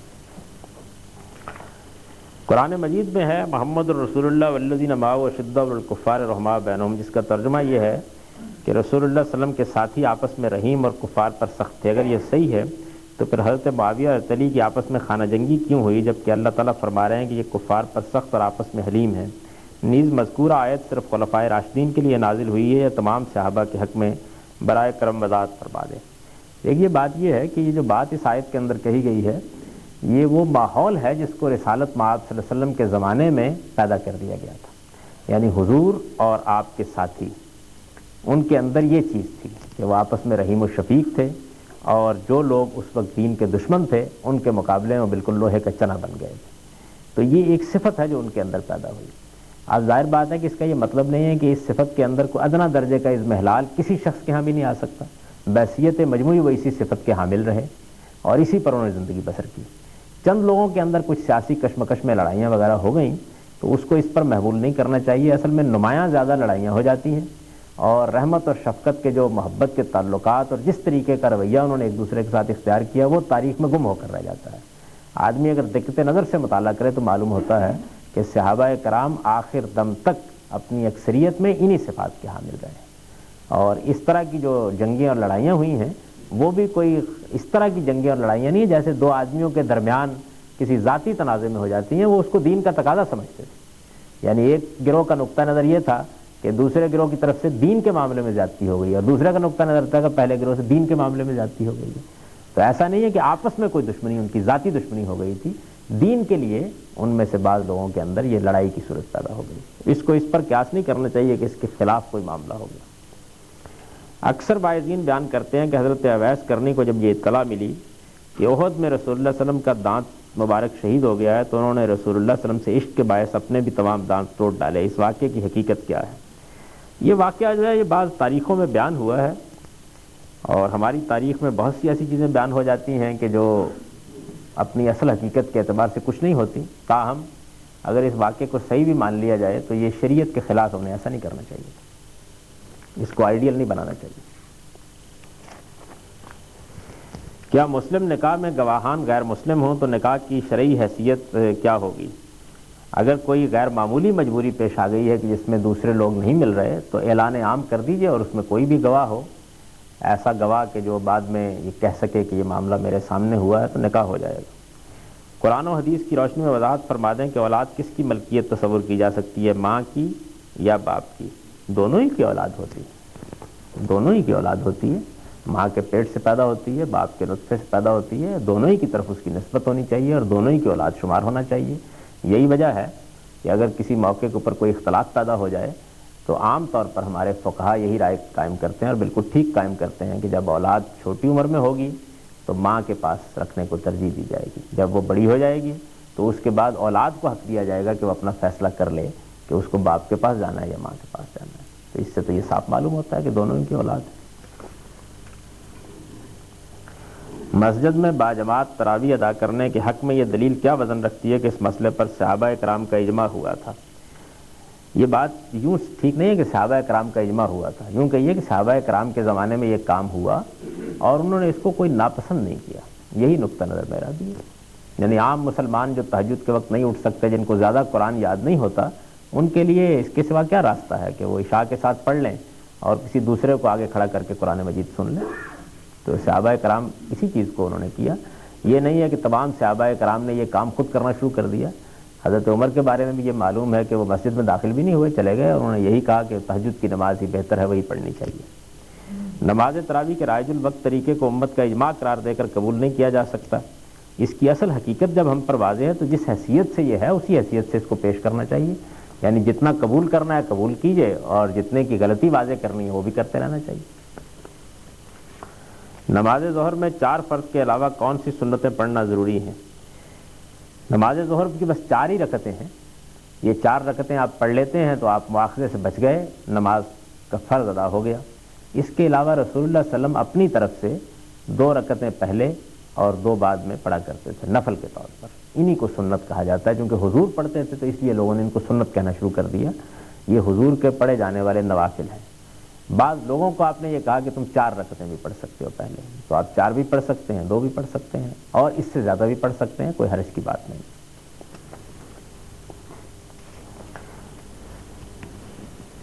اعمال کا حسن اہمیت زیادہ رکھتا ہے یا اعمال کی مقدار؟ اعمال کا حسن، یہی رسول اللہ صلی اللہ علیہ وسلم کا طریقہ ہے، یہی بات قرآن سے معلوم ہوتی ہے۔ یہ سوال اس لیے کیا گیا ہے کیونکہ کچھ لوگ 8 تراویح اس لیے پڑھتے ہیں کہ یہ زیادہ ثواب رکھتی ہیں، جبکہ 20 تراویح پڑھنے والے جو ایکسٹرا رکوع و سجود کرتے ہیں ان کا کوئی وزن نہیں۔ اس طرح کی چیزوں کو یوں میزان میں رکھ کر وزن کرنے کی ضرورت نہیں ہوتی، اصول ذہن میں رکھیے کہ اسلام کا مزاج یہ ہے کہ آپ کے عمل کی مقدار جتنی کم ہو کوئی فرق نہیں پڑتا، اصل چیز یہ ہے کہ وہ کتنے اچھے طریقے سے آپ نے کیا، تھوڑا کیجئے اچھے طریقے سے کیجئے۔ اس بات کی کیا دلیل ہے کہ محدود مدت میں کی گئی سرکشی کی سزا لامحدود مدت کے لیے ہو؟ کیا یہ عالم کے پروردگار کے انصاف کا تقاضا ہے؟ یہ بالکل انصاف کا تقاضا ہے۔ اس کی وجہ یہ ہے کہ یہ سرکشی اس مدت میں کی جاتی ہے، اس میں اصل چیز مدت نہیں ہے، سرکشی کی نوعیت ہے۔ جرم کو مدت کے لحاظ سے ناپنا یہ بجائے خود ایک نہایت ہی احمقانہ چیز ہے۔ یعنی ایک آدمی نے 1 سیکنڈ کے اندر اندر ایک دوسرے آدمی کو قتل کر دیا، قتل کے اثرات نسلوں پر چلے گئے اور آپ اس کو مدت کے حساب سے ناپ رہے ہیں کہ چونکہ 1 سیکنڈ میں جرم ہوا ہے لہذا اس کو 1 سیکنڈ تک محدود کر دینا چاہیے۔ تو مدت کا تصور ہی در حقیقت انصاف کے اصول کے خلاف ہے۔ جرم کی نوعیت اور اس کی شناخت کے لحاظ سے سزا ہونی چاہیے۔ آج کے لیکچر سے متعلق آپ کی کوئی تحریر ہو تو بتا دیں. اس موضوع پر متفرق چیزیں لکھی ہوئی ہیں لیکن خاص کوئی تحریر اس پر نہیں ہے. تصوف پر تنقید کے حوالے سے چند کتب کے نام بتا دیں. اس میں سب سے اچھی کتابیں جو امام ابن تیمیہ کی ہیں، اگر آپ ان کو پڑھنا چاہتے ہیں، اور ان کے شاگرد ابن قیم کی ہیں. اب تو شاید اردو میں بھی ترجمہ ہو گئے.